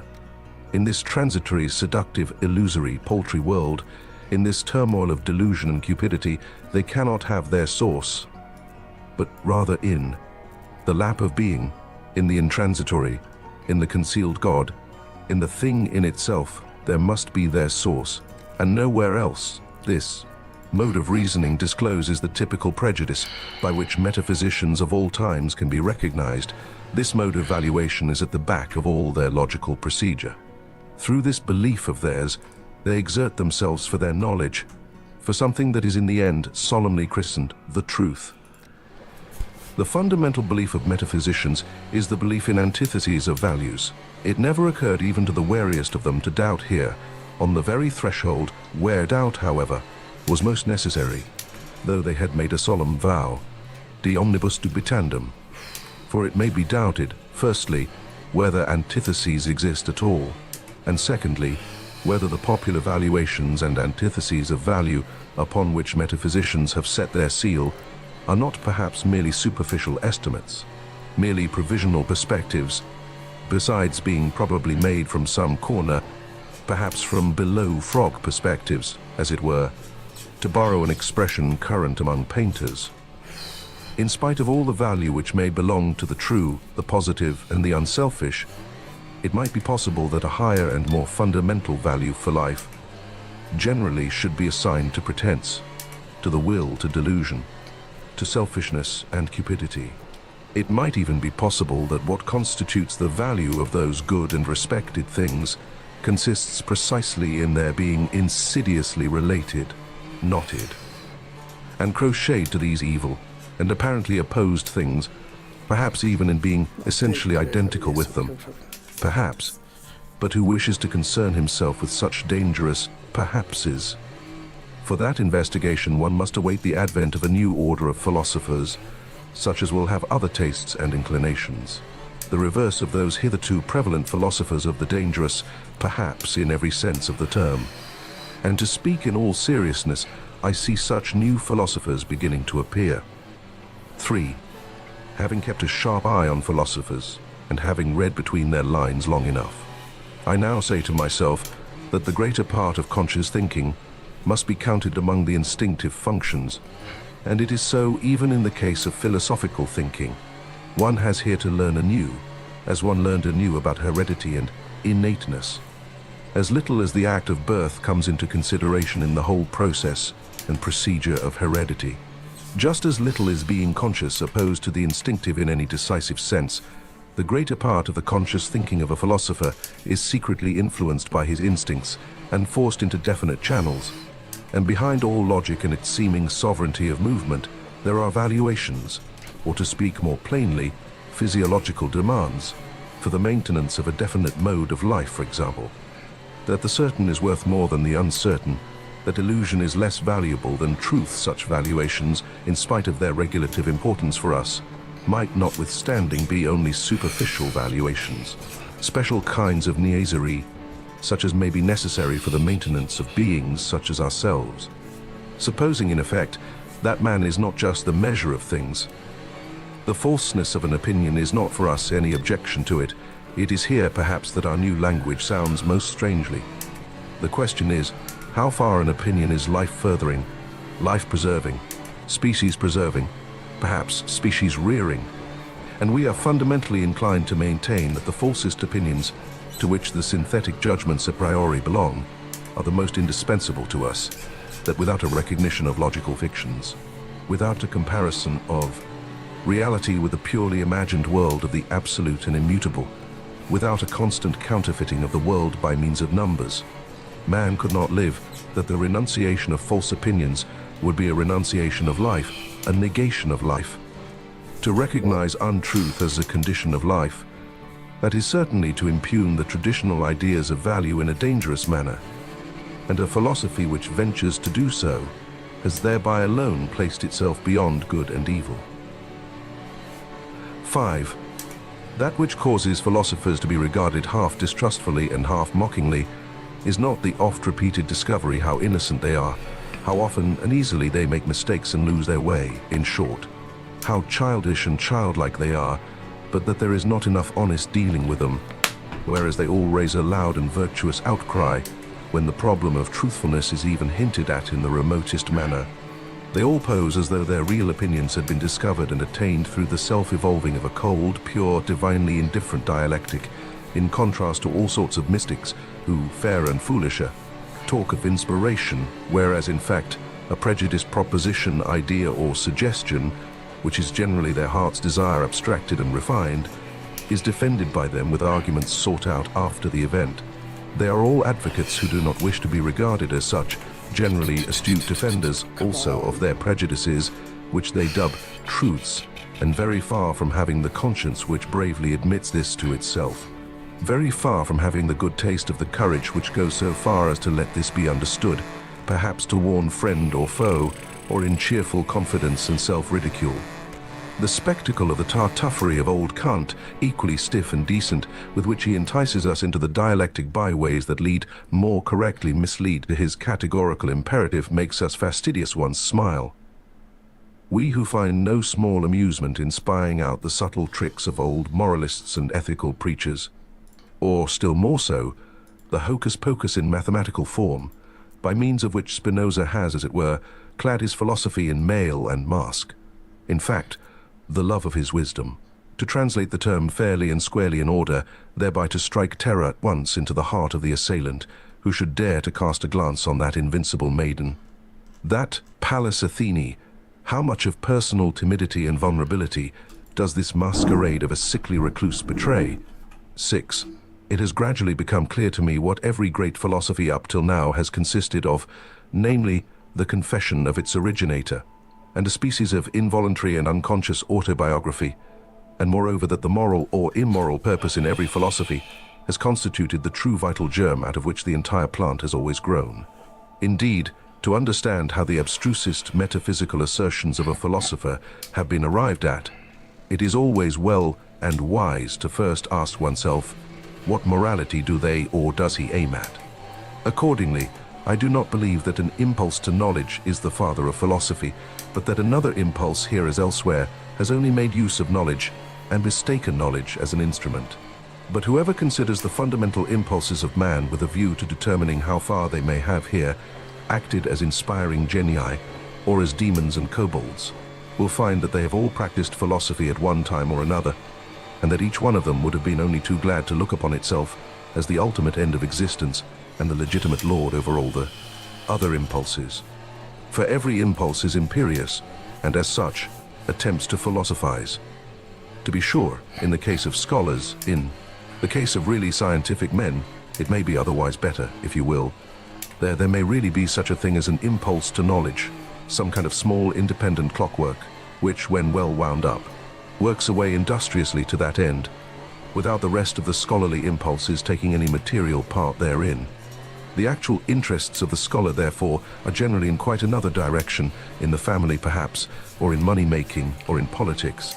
It is, in fact, almost indifferent at what point of research his little machine is placed, and whether the hopeful young worker becomes a good philologist, a mushroom specialist, or a chemist. He is not characterized by becoming this or that. In the philosopher, on the contrary, there is absolutely nothing impersonal, and above all, his morality furnishes a decided and decisive testimony as to who he is, that is to say, in what order the deepest impulses of his nature stand to each other. 7. How malicious philosophers can be.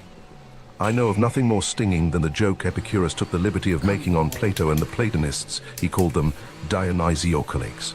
In its original sense, and on the face of it, the word signifies flatterers of Dionysius. Consequently, tyrants' accessories and lick-spittles. Besides this, however, it is as much as to say, they are all actors, there is nothing genuine about them.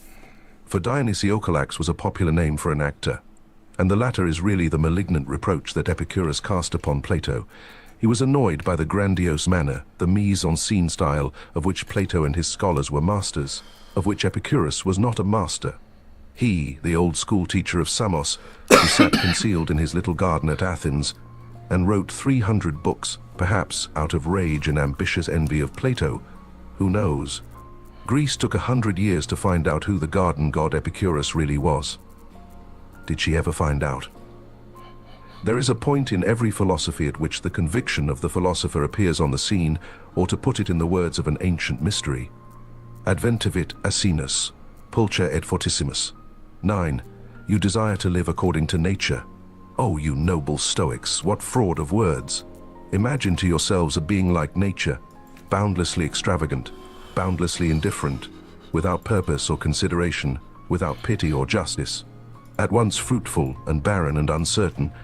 Imagine to yourselves indifference as a power. How could you live in accordance with such indifference?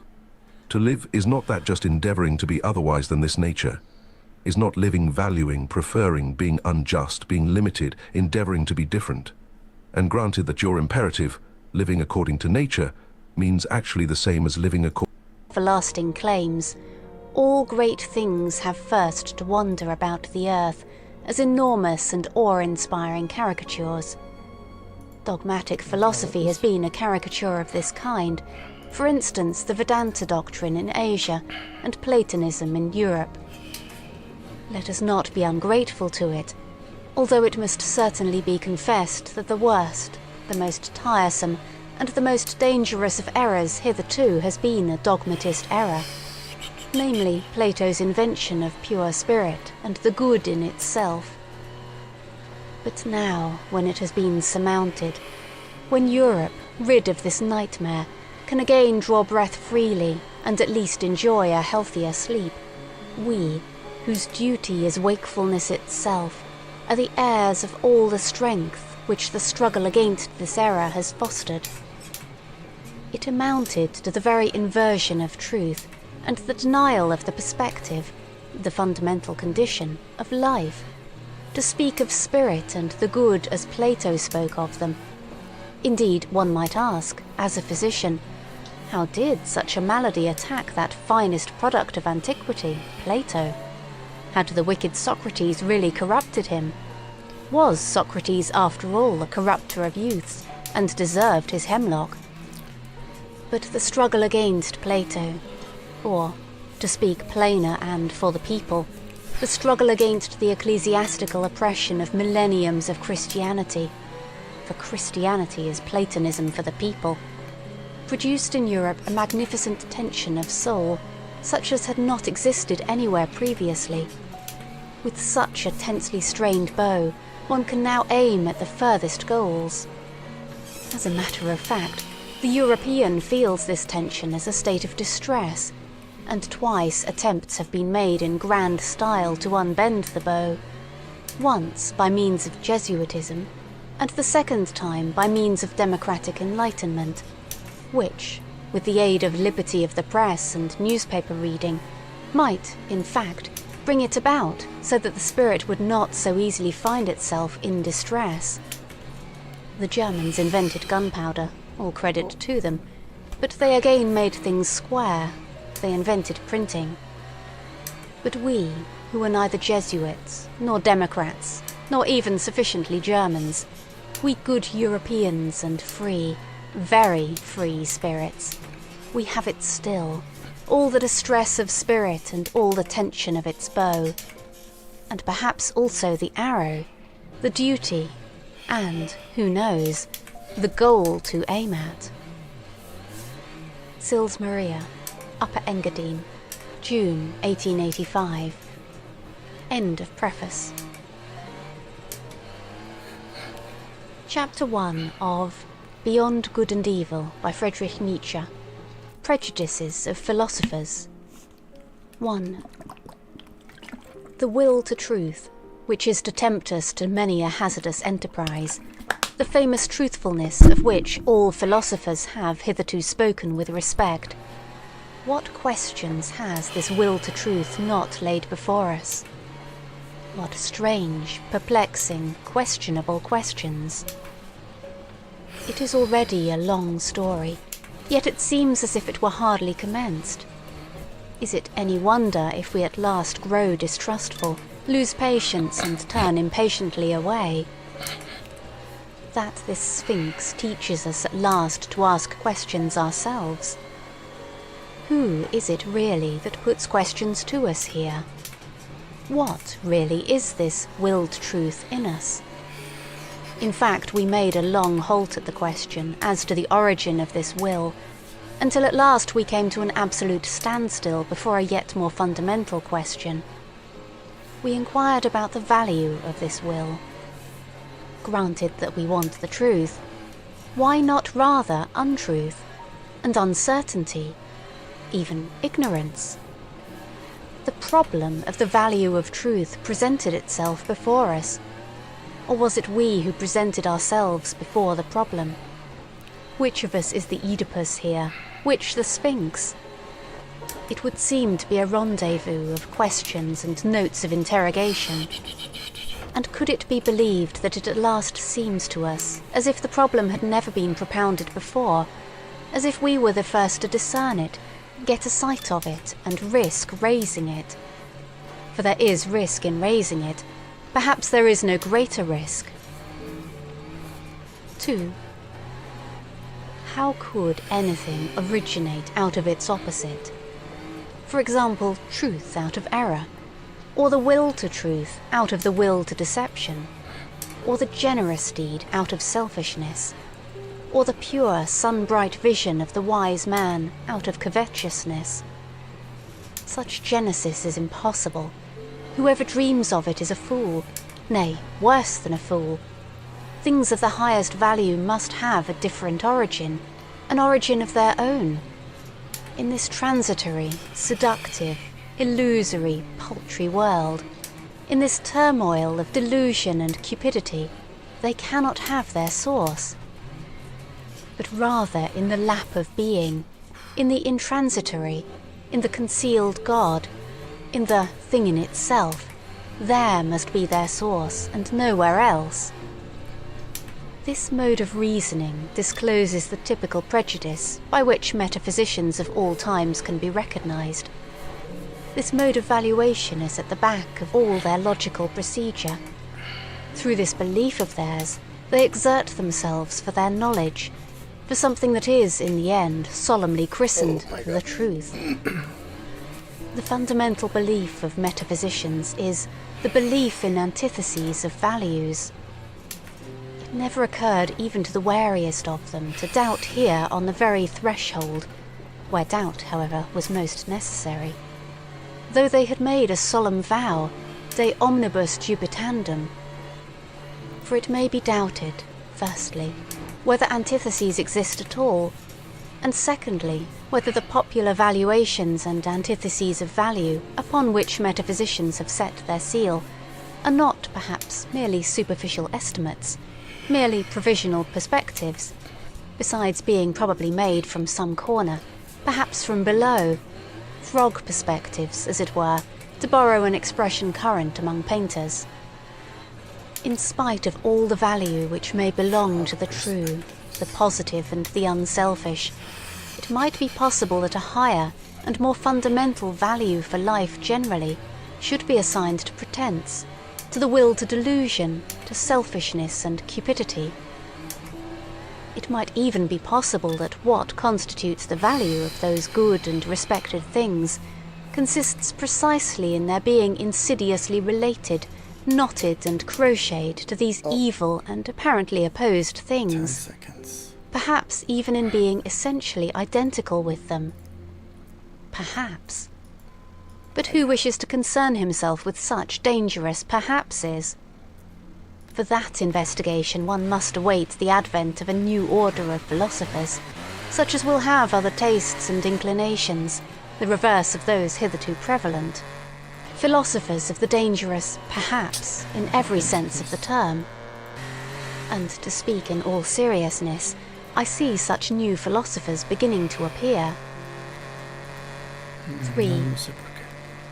Having kept a sharp eye on philosophers, and having read between their lines long enough, I now say to myself that the greater part of conscious thinking must be counted among the instinctive functions, and it is so even in the case of philosophical thinking. One has here to learn anew, as one learned anew about heredity and innateness.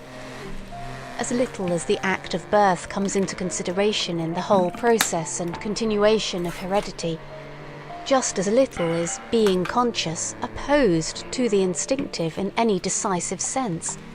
The greater part of the conscious thinking of a philosopher is secretly influenced by his instincts and forced into definite channels.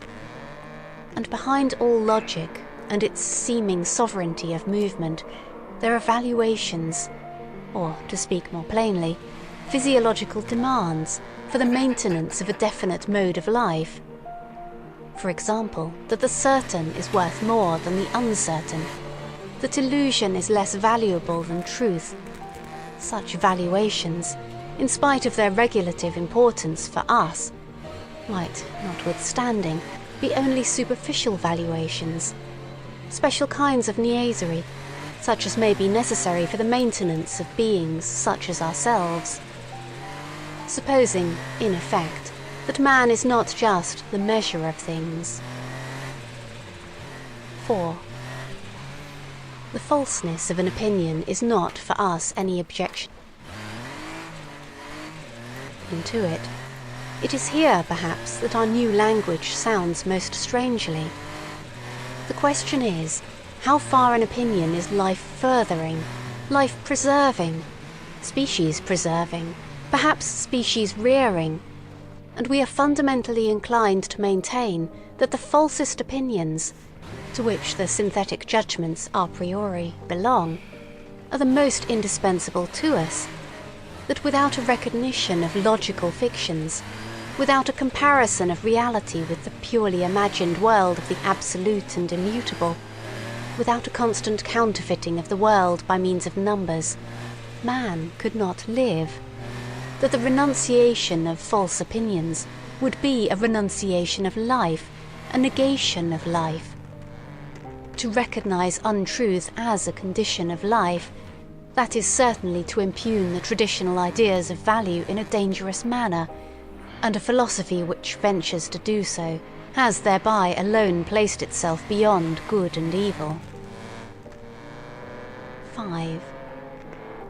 That which causes philosophers to be regarded half distrustfully and half mockingly is not the oft-repeated discovery how innocent they are, how often and easily they make mistakes and lose their way, in short, how childish and childlike they are, but that there is not enough honest dealing with them, whereas they all raise a loud and virtuous outcry when the problem of truthfulness is even hinted at in the remotest manner. They all pose as though their real opinions had been discovered and attained through the self-evolving of a cold, pure, divinely indifferent dialectic, in contrast to all sorts of mystics, who, fairer and foolisher, talk of inspiration, whereas, in fact, a prejudiced proposition, idea or suggestion, which is generally their heart's desire, abstracted and refined, is defended by them with arguments sought out after the event. They are all advocates who do not wish to be regarded as such, generally astute defenders also of their prejudices, which they dub truths, and very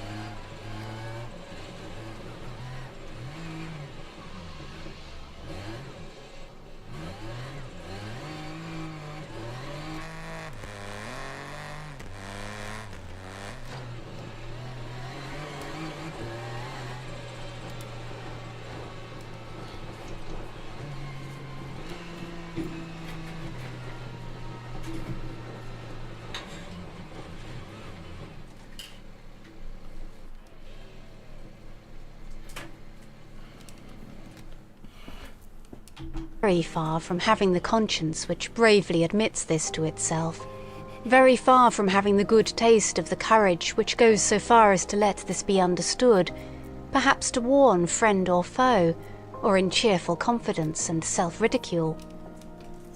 The spectacle of the tartuffery of old Kant, equally stiff and decent, with which he entices us into the dialectic byways that lead, more correctly mislead, to his categorical imperative, makes us fastidious ones smile, we who find no small amusement in spying out the subtle tricks of old moralists and ethical preachers. Or, still more so, the hocus-pocus in mathematical form, by means of which Spinoza has, as it were, clad his philosophy in mail and mask. In fact, the love of his wisdom, to translate the term fairly and squarely, in order thereby to strike terror at once into the heart of the assailant who should dare to cast a glance on that invincible maiden, that Pallas Athene. How much of personal timidity and vulnerability does this masquerade of a sickly recluse betray? 6. It has gradually become clear to me what every great philosophy up till now has consisted of, namely the confession of its originator, and a species of involuntary and unconscious autobiography, and moreover that the moral, or immoral, purpose in every philosophy has constituted the true vital germ out of which the entire plant has always grown.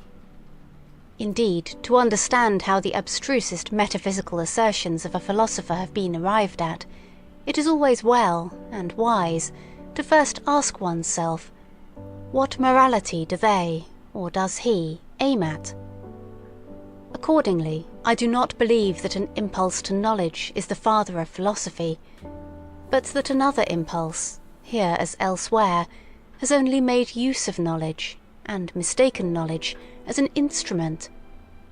But whoever considers the fundamental impulses of man with a view to determining how far they may have here acted as inspiring genii, or as demons and kobolds, will find that they have all practiced philosophy at one time or another, and that each one of them would have been only too glad to look upon itself as the ultimate end of existence and the legitimate lord over all the other impulses. For every impulse is imperious, and as such attempts to philosophize. To be sure, in the case of scholars, in the case of really scientific men, it may be otherwise, better, if you will. There they may really be such a thing as an impulse to knowledge, some kind of small independent clockwork, which, when well wound up, works away industriously to that end, without the rest of the scholarly impulses taking any material part therein. The actual interests of the scholar, therefore, are generally in quite another direction, in the family, perhaps, or in money-making, or in politics. It is, in fact, almost indifferent at what point of research his little machine is placed, and whether the hopeful young worker becomes a good philologist, a mushroom specialist, or a chemist. He is not characterized by becoming this or that. In the philosopher, on the contrary, there is absolutely nothing impersonal, and above all, his morality furnishes a decided and decisive testimony as to who he is. That is to say, in what order the deepest impulses of his nature stand to each other. 7. How malicious philosophers can be. I know of nothing more stinging than the joke Epicurus took the liberty of making on Plato and the Platonists. He called them Dionysiokolakes. In its original sense, and on the face of it, the word signifies flatterers of Dionysius, consequently tyrants' accessories and lickspittles. Besides this, however, it is as much to say, they are all actors, there is nothing genuine about them, for Dionysiokolax was a popular name for an actor. And the latter is really the malignant reproach that Epicurus cast upon Plato. He was annoyed by the grandiose manner, the mise-en-scene style of which Plato and his scholars were masters, of which Epicurus was not a master. He, the old school teacher of Samos, who sat concealed in his little garden at Athens and wrote 300 books, perhaps out of rage and ambitious envy of Plato.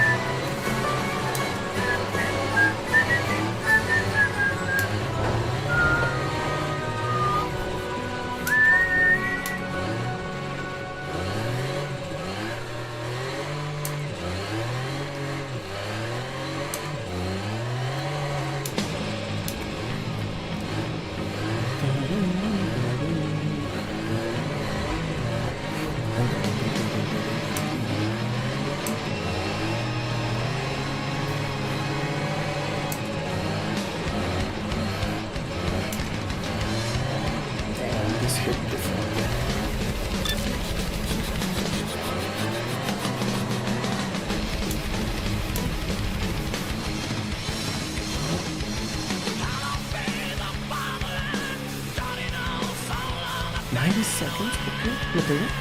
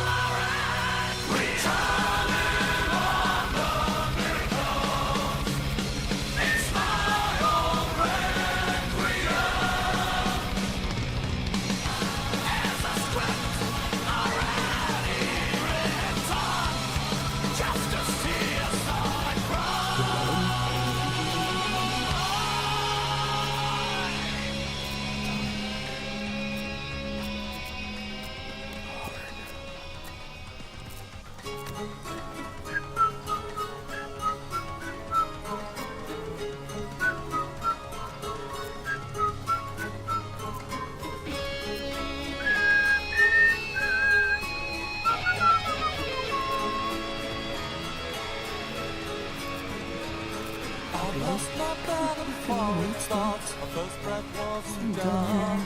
Spirit sunken deep into the ground. Why am I alone? I can't hear my heartbeat. Silence all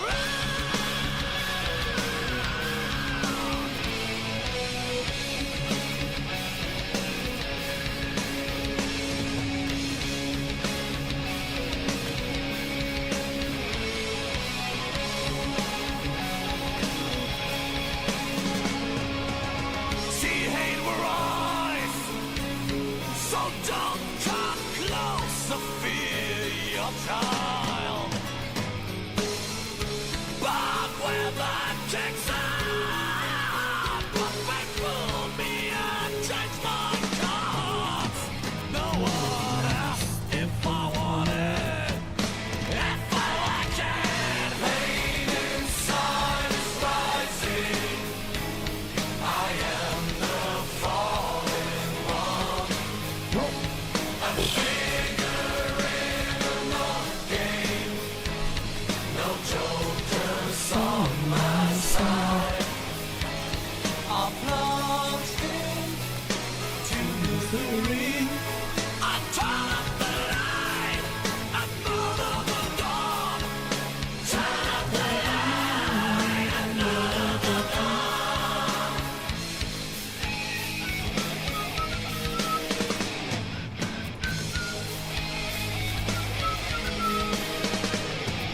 Nothing else but laughter is around me forevermore.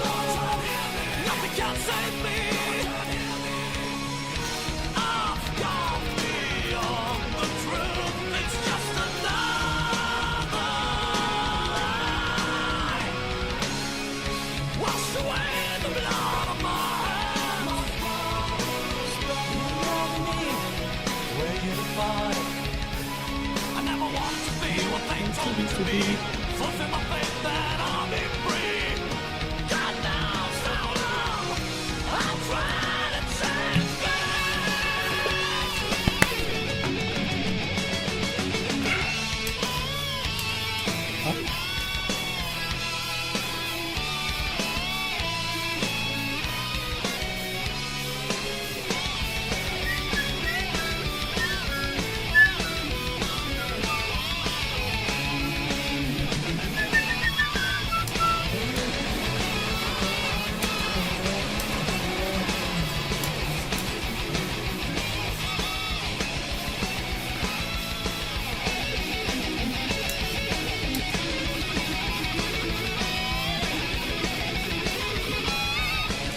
What happened?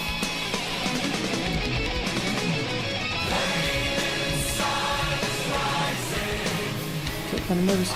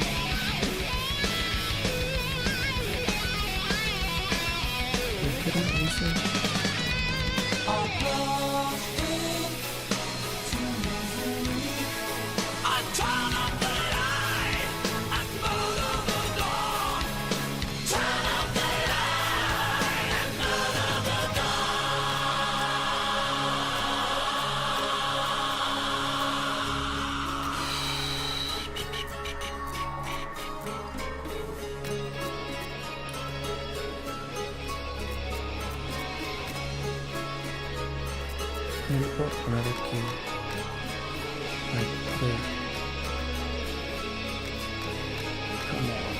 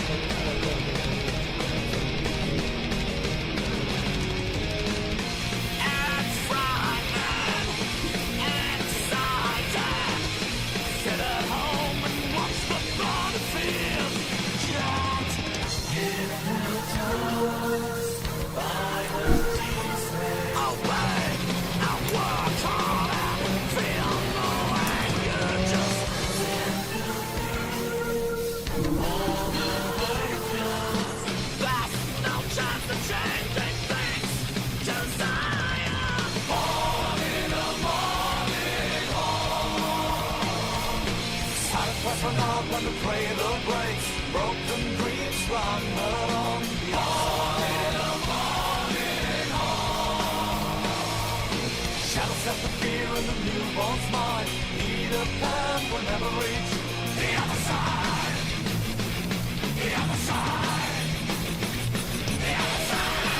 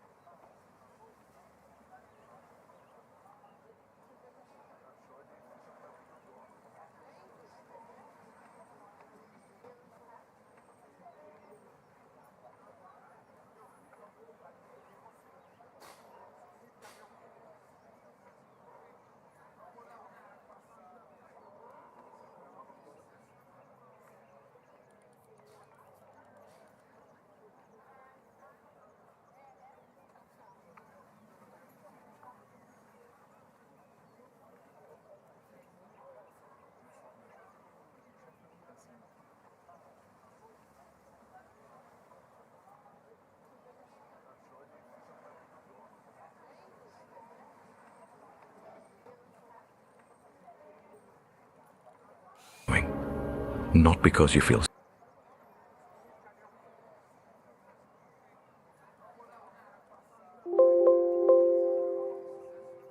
strong, but because you my child, before you say a word, before you explain yourself, before you list what you didn't finish or all the ways you feel you fell short, let me speak first. I already know how today felt.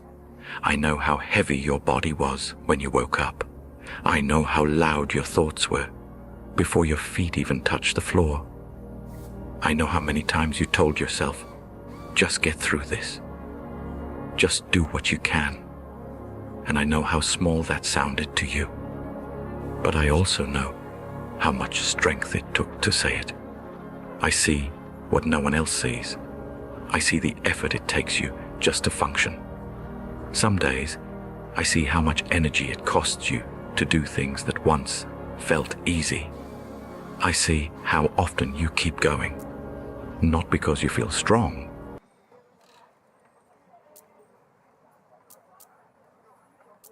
Overwhelm us if fully acknowledged.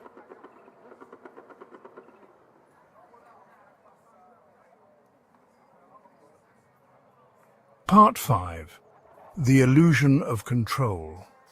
We meticulously plan our lives as if we control our destiny, creating elaborate 5-year plans, career trajectories and retirement strategies that presume a predictable future. In reality, a single unexpected event, diagnosis, accident, economic collapse, natural disaster, can destroy everything we've carefully built over decades in mere moments. The healthy body you completely take for granted could betray you tomorrow with a diagnosis that instantly divides your life into before and after, rendering previous concerns suddenly trivial. Our fundamental sense of control is largely a comforting fiction we maintain to function in a world characterized by randomness and uncertainty that would overwhelm us if fully acknowledged. The most significant events that have shaped your life path, where you were born, who your parents were, chance meetings that led to pivotal relationships or opportunities, happened without your planning or input. Yet we continue to believe future outcomes are primarily determined by our choices. Even our most carefully considered decisions are profoundly influenced by unconscious biases, cultural programming and neurological processes operating below awareness, making our sense of rational choice largely illusory. We save diligently for retirements that health may not permit us to enjoy, make promises about forever to partners who may leave or die, and build houses on geological fault lines while imagining permanence. This elaborate illusion of control provides necessary psychological comfort while concealing how fundamentally fragile, contingent, and dependent our existence truly is on forces we neither control nor fully understand. Part 6. Unspoken Regrets. Many people reach the end of their lives with profound regrets they've never spoken aloud to anyone, carrying private sorrow for paths not taken and opportunities forever lost. These silent regrets often center not on actions taken but on chances never seized, the love never declared, the risk never taken, the authentic self never expressed out of fear or obligation to others' expectations. There are words of appreciation and love withheld from people who desperately needed to hear them, now impossible to deliver because those people are gone forever. Opportunities for reconciliation, adventure, or creative expression missed through fear, procrastination, or misplaced priority on security over meaning cannot be recovered once health or time runs out. Parents privately wonder if their children would have been happier and healthier with different parenting choices, carrying guilt they can never express without burdening the very people they sought to protect. Many creative people take potential masterworks to the grave, artistic expressions or innovations that existed clearly in their minds, but were never manifested due to perfectionism, self-doubt, or practical concerns that seemed important at the time. Research consistently shows that the dying rarely wish they had worked more hours, accumulated more possessions, or achieved greater status, but instead regret not having lived more authentically, loved more openly, or taken more meaningful risks. The musician and philosopher Henry David Thoreau observed that most men lead lives of quiet desperation and go to the grave with the song still in them. Their truest selves and deepest contributions never fully expressed or realized. Part 7. False memories. Many of your most cherished and confidently held memories, the stories that form your very identity, never actually happened the way you recall them, existing as creative reconstructions rather than accurate recordings.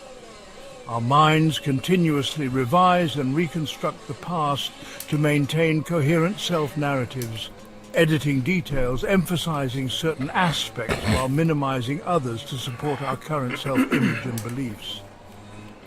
Childhood memories you're absolutely certain of might be entirely fabricated from family stories, photographs, and fragments of actual experience combined with imagination into convincing but fictional recollections.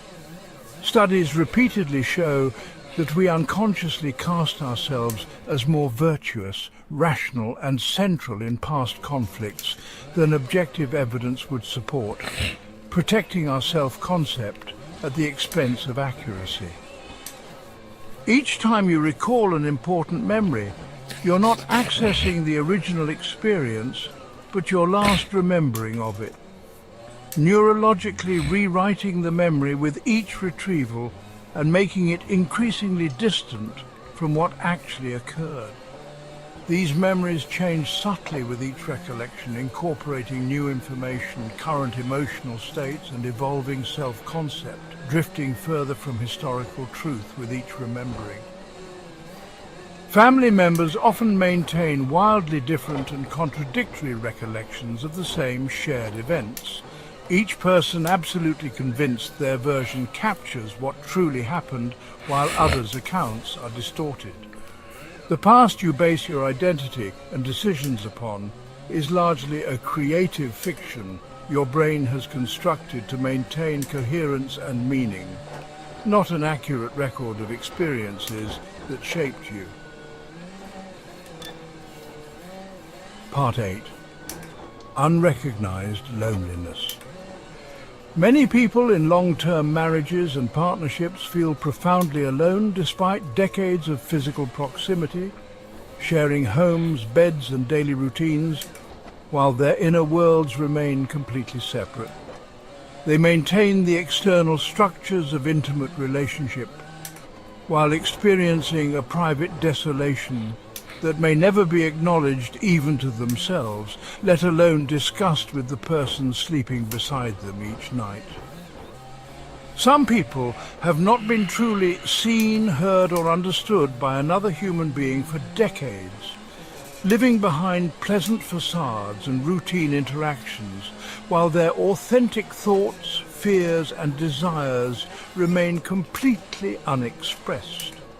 Parents can feel deeply isolated while surrounded by the constant noise, demands, and physical closeness of their children, experiencing a form of loneliness that feels particularly shameful because it contradicts cultural narratives about parental fulfillment.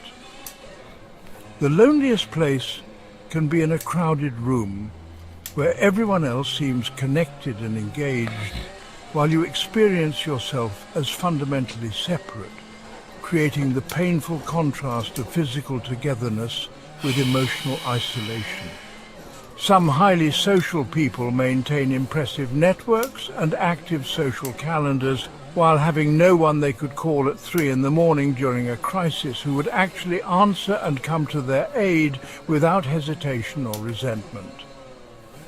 Many individuals gradually realize they've spent years or decades performing a carefully constructed version of themselves rather than being authentic, creating the secondary loneliness of being liked and approved of for someone they know is not their true self.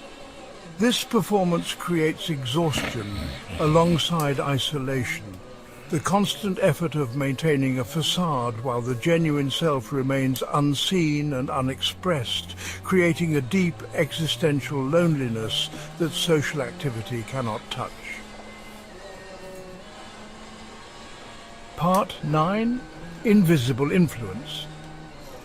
Your most deeply held beliefs, values and sense of identity were largely determined before you were intellectually equipped to evaluate them, installed during childhood by accident of birth rather than conscious choice. The political views you defend passionately, the religious or secular worldview that structures your understanding, and even your sense of what constitutes common sense, all primarily reflect where and when you happen to be born, rather than objective evaluation of alternatives. The media ecosystem you consume daily quietly shapes your perception of reality by determining which information reaches you, which experts seem credible, and which issues seem important, all while maintaining the illusion of your independent judgment. Sophisticated algorithms determine what information appears in your feeds and searches, creating personalized reality tunnels that reinforce existing beliefs while minimizing exposure to contradictory evidence or perspectives.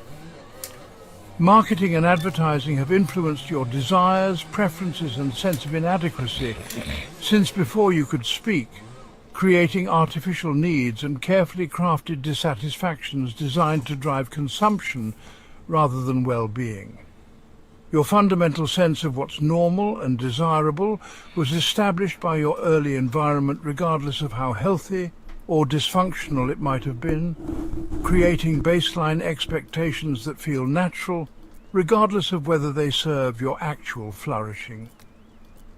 Even your core sense of self, who you believe you intrinsically are versus how you've been shaped, has been profoundly influenced by how others have treated, labelled and responded to you since infancy, creating self-fulfilling identities. The comforting illusion of independent thought and self-determination persists while invisible social, technological and psychological forces guide most of our daily choices and fundamental orientations toward life. Part 10. The Future's Absence. Every person you've ever known or loved will someday be completely gone from this world, their unique consciousness forever extinguished regardless of what beliefs about afterlife might comfort the living. Their voices, their laughter, their particular way of seeing the world, and all the accumulated wisdom of their lived experience will vanish permanently, preserved only temporarily and incompletely in fading memories and recordings. Places that hold your most precious memories and seem permanent features of your mental landscape will be altered beyond recognition or cease to exist entirely within a relatively short span of time. The childhood home that formed your earliest sense of place, the tree you climbed when seeking solitude, the corner store where you bought candy with carefully saved coins, all temporary arrangements in constant flux. Languages spoken fluently by millions today will eventually join Latin and ancient Greek as academic curiosities, rather than living tongues used for love, argument, poetry and daily communication. The books and films created now will become gradually incomprehensible to future generations as language evolves away from current usage, with meanings and references requiring scholarly explanation rather than immediate understanding. Humanity itself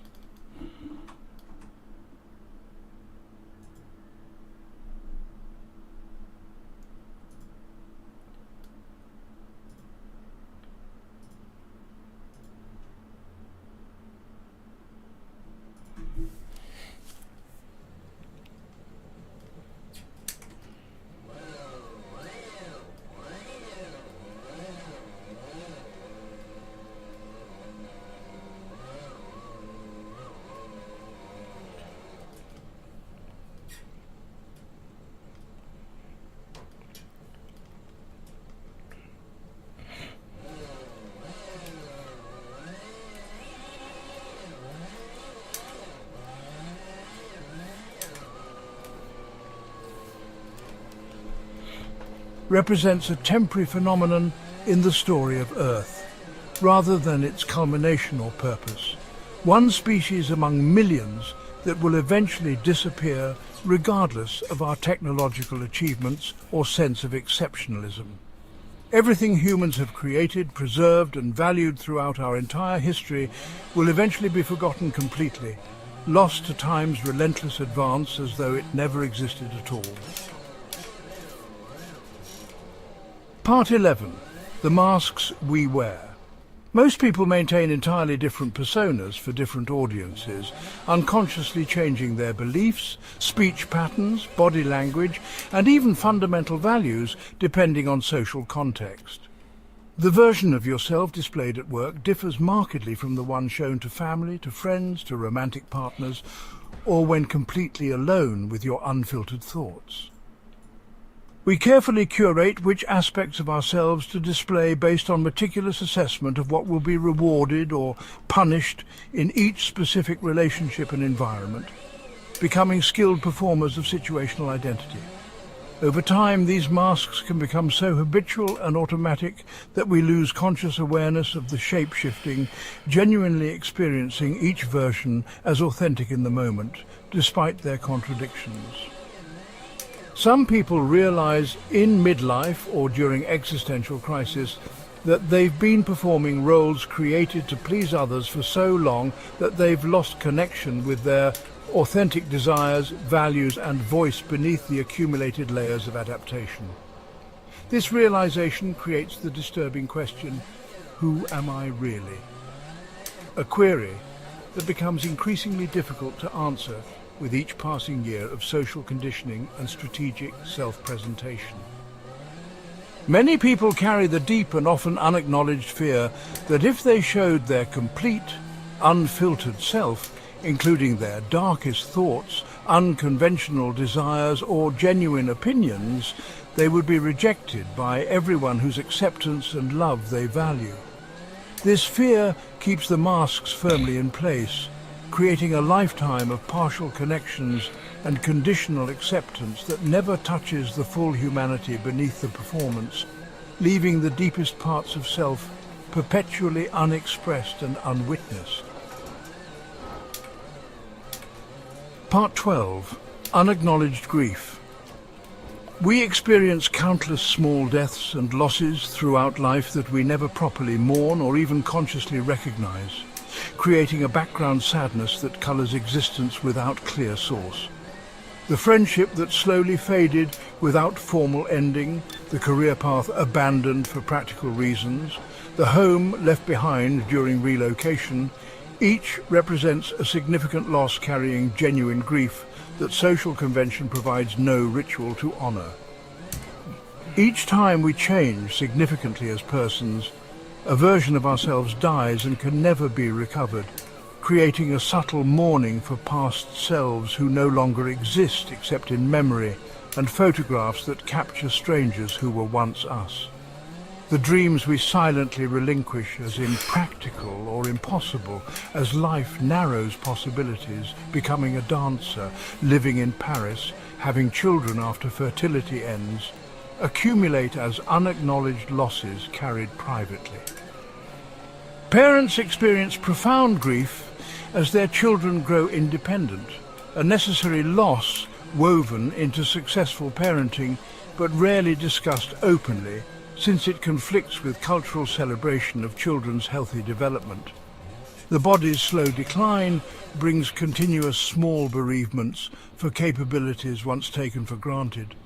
Running without pain, reading without glasses, remembering without effort, now permanently lost, despite their previous centrality to our self-concept. Many carry nostalgia as a form of disguised grief for periods of life, places once called home, or communities that can never be experienced again as they exist now only in memory rather than physical reality. These unnamed and unacknowledged losses accumulate throughout a lifetime, creating an emotional backdrop of subtle sorrow for what once was and can never be again, a private museum of absence we carry within. Part 13. The weight of legacy. Most people harbour hopes of leaving some lasting impact on the world, yet demographic reality ensures that very few individuals will be remembered beyond 2 generations after their death. Even those who achieve remarkable fame, influence, or accomplishment during their lifetime often fade into obscurity with surprising speed once no living person remembers them directly. Consider your own great-grandparents. How much do you actually know about them as full human beings, beyond perhaps a name, photograph, or handful of facts or stories that capture almost nothing of their actual lived experience? The most deeply personal and meaningful aspects of who you are, your private thoughts, what made you laugh, the quality of your love, your particular way of seeing the world, will not survive in family memory beyond those who knew you directly. Projects and institutions you might devote decades to building can be dismantled, repurposed, or fundamentally altered shortly after your death, sometimes erasing any evidence of your contribution within years of your passing.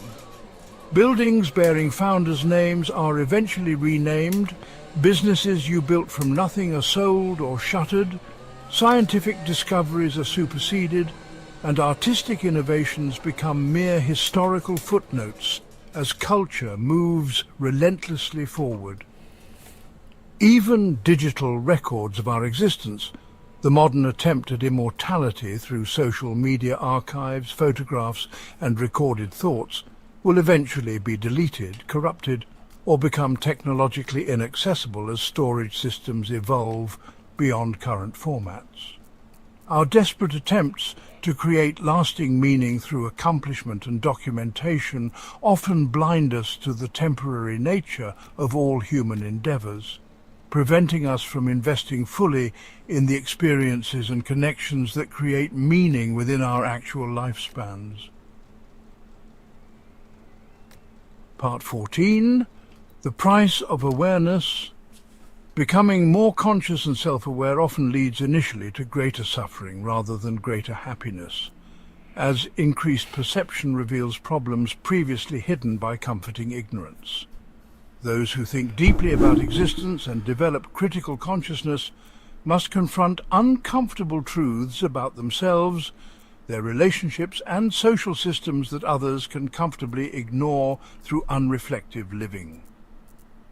Learning about historical and ongoing injustices, environmental destruction, or exploitation creates a burden of knowledge that cannot be unlearned or set aside once acquired, permanently altering one's experience of institutions and comforts previously enjoyed without complication. Seeing clearly the suffering of others and the complex interconnection of social problems makes simple pleasures and easy answers less satisfying, removing psychological buffers that protect those with less awareness. The more you understand about history, psychology, and systems of power, the more you recognize patterns of harm that continue unchecked, and your own inevitable participation in structures you may ethically oppose but cannot fully escape.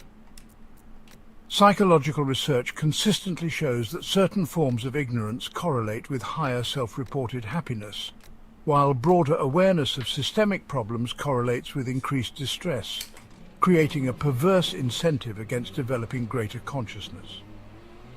Some knowledge, once gained, permanently alters how you see yourself and others, rarely for the more comfortable, as understanding the depth of unconscious bias, climate crisis, or intergenerational trauma cannot be selectively forgotten when inconvenient.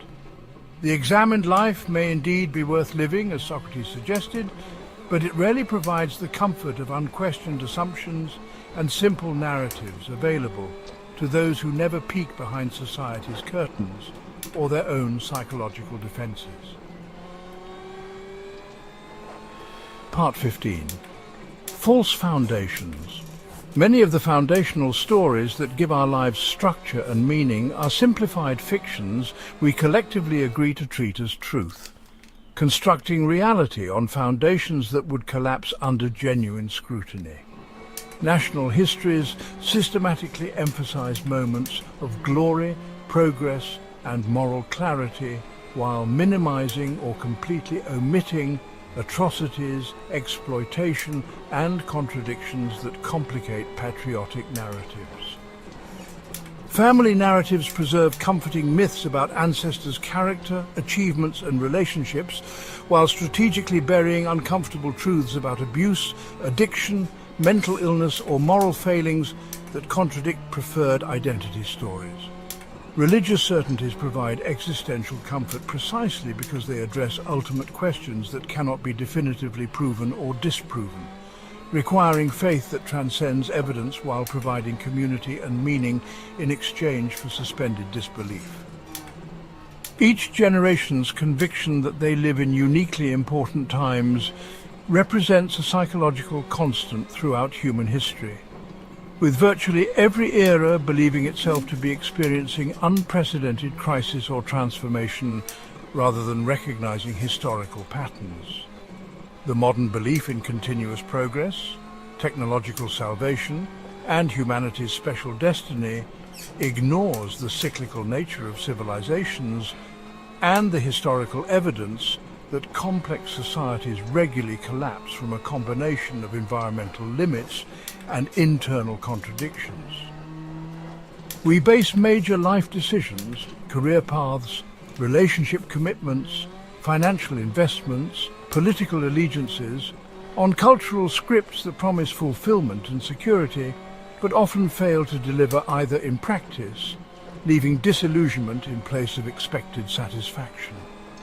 These foundational narratives, personal, familial, cultural, and existential, would crumble under rigorous examination, so we rarely examine them, instead treating necessary fictions as self-evident truths to avoid the vertigo of confronting contingency. Part 16. The Fragility of Society. The comfortable civilization we inhabit is far more fragile than we like to admit or consider. A few weeks without electricity would collapse most modern cities into chaos and suffering. Most people are 3 missed meals away from considering actions they currently find unthinkable. The supply chains that keep us fed, warm, and medicated depend on complex systems vulnerable to disruption.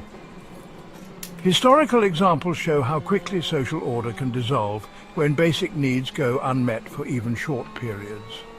The veneer of civilization is thinner than we imagine, particularly in times of resource scarcity. Most people's moral certainties have never been tested under true duress or survival conditions. The comfortable assumption that it couldn't happen here has preceded countless societal collapses throughout history. Part 17. Unknown Influences. Your personality preferences and behaviors are shaped by factors you'll never be aware of or understand. Genetic predispositions, microbiome composition, and hormone levels silently guide your decisions daily. Early childhood experiences you cannot remember have programmed your responses to stress, conflict, and intimacy. Environmental factors from air quality to background noise levels affect your cognitive abilities without your awareness. Your brain makes most decisions before your conscious mind becomes involved, then creates rational explanations afterward. The illusion of conscious choice remains comfortable, while unconscious processes actually drive most behavior. Studies repeatedly show that people confidently explain their choices with reasons that cannot possibly be true. Our sense of being consistent, rational actors is largely a story we tell ourselves to feel in control. Part 18. The Narrowing Path. With each major life decision, countless potential futures disappear forever, narrowing your possible paths. The career chosen eliminates countless others. The partner selected closes doors to other relationships. Each year that passes makes certain dreams biologically, financially, or practically impossible to achieve. The specialization required for success in modern society forces abandonment of most interests and talents. The longer you walk a particular life path, the more difficult and costly changing direction becomes. By midlife, many feel locked into trajectories they would not choose again if starting over. The weight of previous decisions, mortgage, children, career advancement, makes radical change seem increasingly impossible. We comfort ourselves by saying, "I can always change later," while the window for certain changes quietly closes. Part 19. The burden of knowledge. Medical professionals know too much about how bodies fail to enjoy perfect health without anxiety. Police officers and emergency workers see too much human cruelty to maintain optimistic views of humanity. Parents of disabled children know that the normal milestones others celebrate are not guaranteed to anyone. Those who work with the dying understand that peaceful ends are rare and suffering is common. Ecological scientists watch destruction they cannot prevent while carrying the weight of understanding what is being lost. Certain knowledge changes you in ways that separate you from those who don't share your understanding. Some truths, once learned, cannot be unlearned, creating a burden carried silently among those who know. There are things specialists in every field wish they could forget, but cannot. Part 20. The illusion of fairness. We teach children that goodness is rewarded and badness punished, knowing this is often untrue. Virtuous behaviors frequently go unrecognized, while harmful actions bring wealth, power, and admiration. Countless acts of kindness and sacrifice happen daily with no acknowledgement or reward for those performing them. Hard work and talent alone rarely guarantee success without the additional factors of luck and privilege. Some people suffer immensely despite living exemplary lives, while others prosper despite causing harm. The belief in ultimate justice, either through karma, divine judgment, or social consequences, rarely matches observable reality. We maintain the fiction of fairness because the alternative, that suffering and reward are often random, feels too threatening. The most comforting stories we tell ourselves are often the furthest from the truth we observe. Part 21. Impermanent beauty. Everything beautiful is already in the process of decay, changing, aging, or disappearing from the moment we notice it. The sunset that moves you is already ending, the flower already wilting, the child already growing older. Our awareness of beauty is often heightened precisely because we sense its impermanence. The face you see in the mirror today will never look exactly this way again, changing imperceptibly each day. Ancient buildings and artifacts we treasure are slowly disintegrating despite our best preservation efforts. Digital photographs and recordings we make to preserve moments deteriorate or become technologically inaccessible. Even the most carefully preserved art will eventually crumble to dust as entropy claims everything physical. Our attempts to hold on to beauty often prevent us from fully experiencing it in the fleeting moment it exists. Part 22. The comfort of lies. Most relationships depend on mutual agreement not to speak certain truths that would damage the connection. Parents maintain fictions about equal love for all children despite having favorites they never acknowledge. Partners allow each other face-saving delusions about personal failings, physical changes, and disappointed expectations. Friends overlook flaws and pretend to admire qualities they privately find annoying or off-putting. Most people would be devastated to hear completely honest assessments from those closest to them.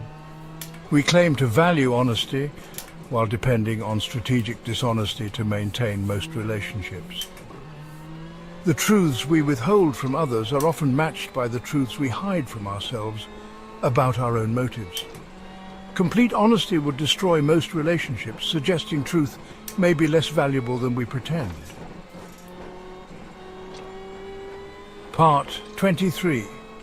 The privilege of ignorance.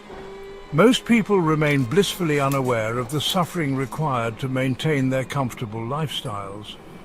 We prefer not to know about the working conditions behind the products we purchase and enjoy daily.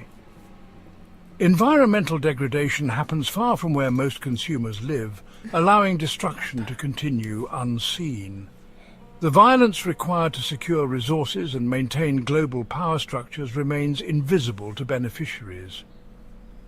Medical comforts depend on animal testing and experimentation that most would find disturbing to witness. The convenience of not knowing allows continuation of systems that would be rejected if fully understood. When confronted with these realities, most people feel briefly troubled before returning to comfortable ignorance. The ability to look away from others' suffering represents one of the greatest privileges of the fortunate. Part 24. The erosion of self. The brain begins deteriorating in our 20s, losing cells and connections that will never be replaced.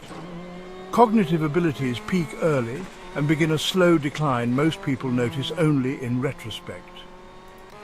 Memories you consider essential to your identity are gradually fading, changing, or disappearing entirely. The sharp clarity of youthful thinking gives way to processing that is slower but not necessarily wiser. Many older adults fail to recognize how significantly their cognitive abilities have declined over decades. The self you consider stable and continuing is actually constantly being revised and reconstructed. The person you were at 20 no longer exists, except in deteriorating memories that grow less accurate with time. The you that exists now is merely the current iteration in a series of selves connected by a fragile narrative. Part 25. Unnatural selection. The traits most rewarded in modern society are often disconnected from what creates genuine well-being or survival value. The ability to manipulate others, self-promote, and appear confident often outweighs actual competence. We select leaders based on charisma rather than wisdom, creating systems that perpetuate harmful patterns. Our attraction to novelty and sensationalism rewards those who create outrage rather than understanding. Educational systems reward compliance and test performance over creativity and critical thinking. The qualities most celebrated in public figures are often precisely those that create suffering in private relationships. Economies reward extraction and exploitation over sustainability and genuine value creation. These misaligned incentives create societies that systematically undermine the very happiness they claim to pursue. Part 26. False understanding. Most explanations we accept for complex phenomena represent dramatic oversimplifications that create an illusion of comprehension, while fundamentally misrepresenting how systems actually function. The narratives in history books and documentaries represent politically acceptable interpretations and simplified storylines rather than the messy, contradictory, and often random factors that actually determined historical outcomes.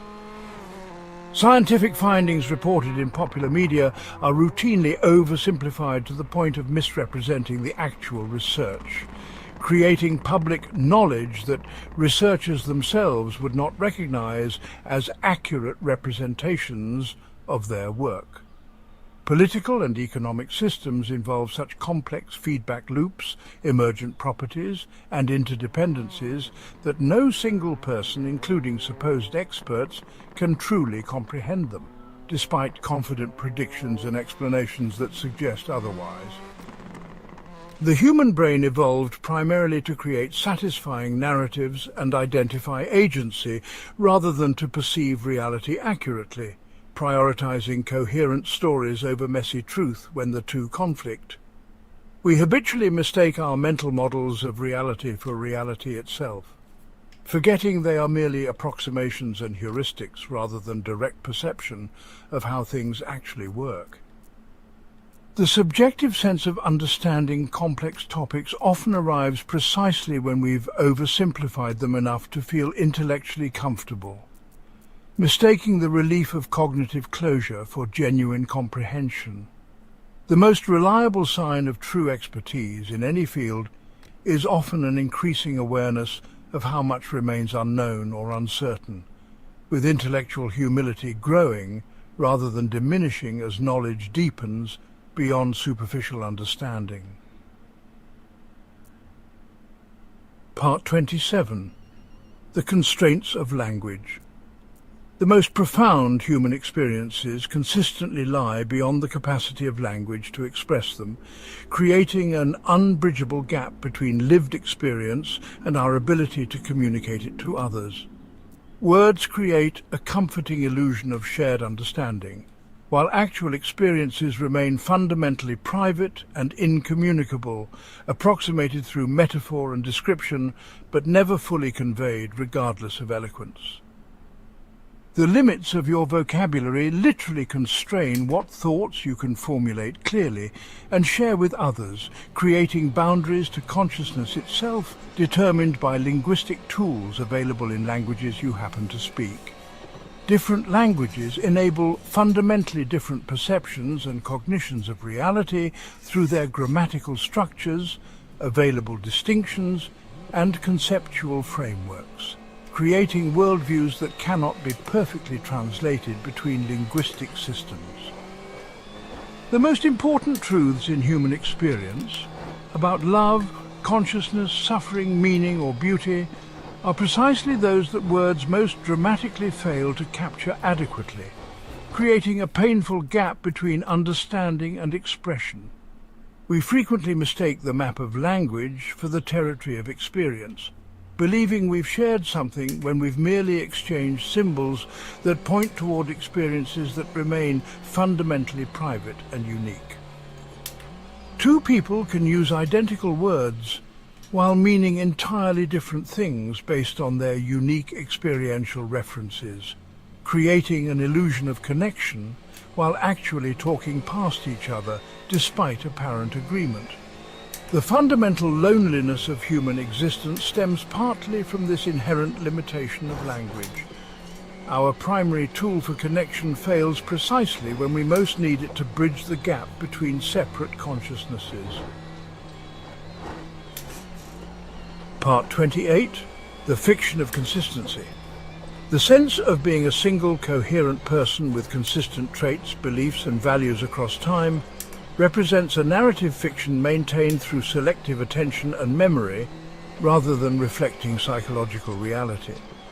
Most people simultaneously hold numerous contradictory beliefs and values that would create cognitive dissonance if examined together, but compartmentalization and context-dependent activation allow these contradictions to coexist without awareness.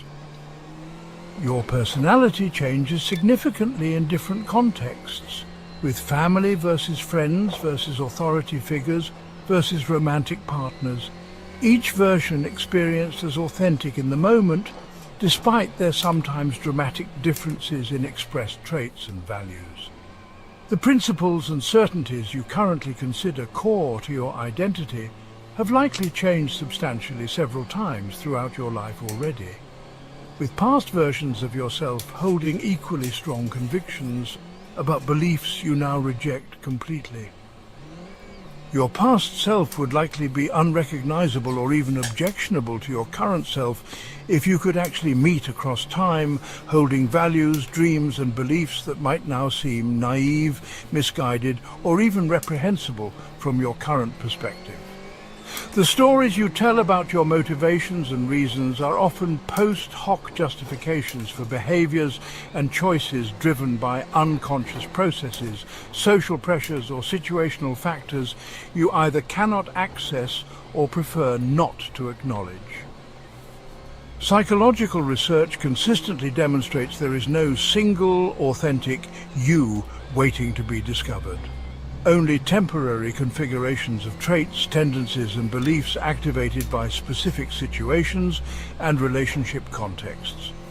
The narrative continuity we maintain through life stories and identity claims masks the fundamental discontinuity of consciousness and selfhood, creating an illusion of consistency that provides psychological comfort but poor predictive value about our actual behavior across contexts. Part 29. The Myth of Arrival. We persistently pursue goals believing their achievement will bring lasting satisfaction, only to discover upon reaching them that accomplishment creates temporary pleasure, quickly replaced by emptiness and new striving. The promotion, relationship milestone, recognition or acquisition longed for changes nothing fundamental about our condition once obtained, providing brief satisfaction before becoming the new normal from which further desires emerge. The hedonic treadmill quickly resets expectations after each achievement, returning us to baseline happiness or dissatisfaction levels, regardless of objective improvements in circumstances or accomplishments.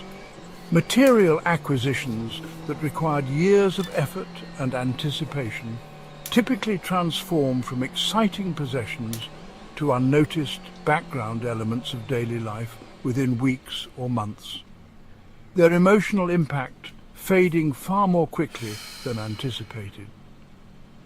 Each milestone achieved simply reveals the next horizon of desire, creating an endless cycle of striving in which fulfillment remains perpetually just beyond reach, despite continuous achievement and acquisition.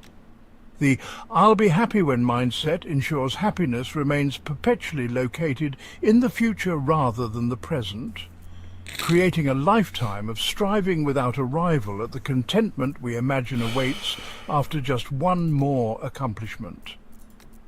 Even dramatic life changes that required years of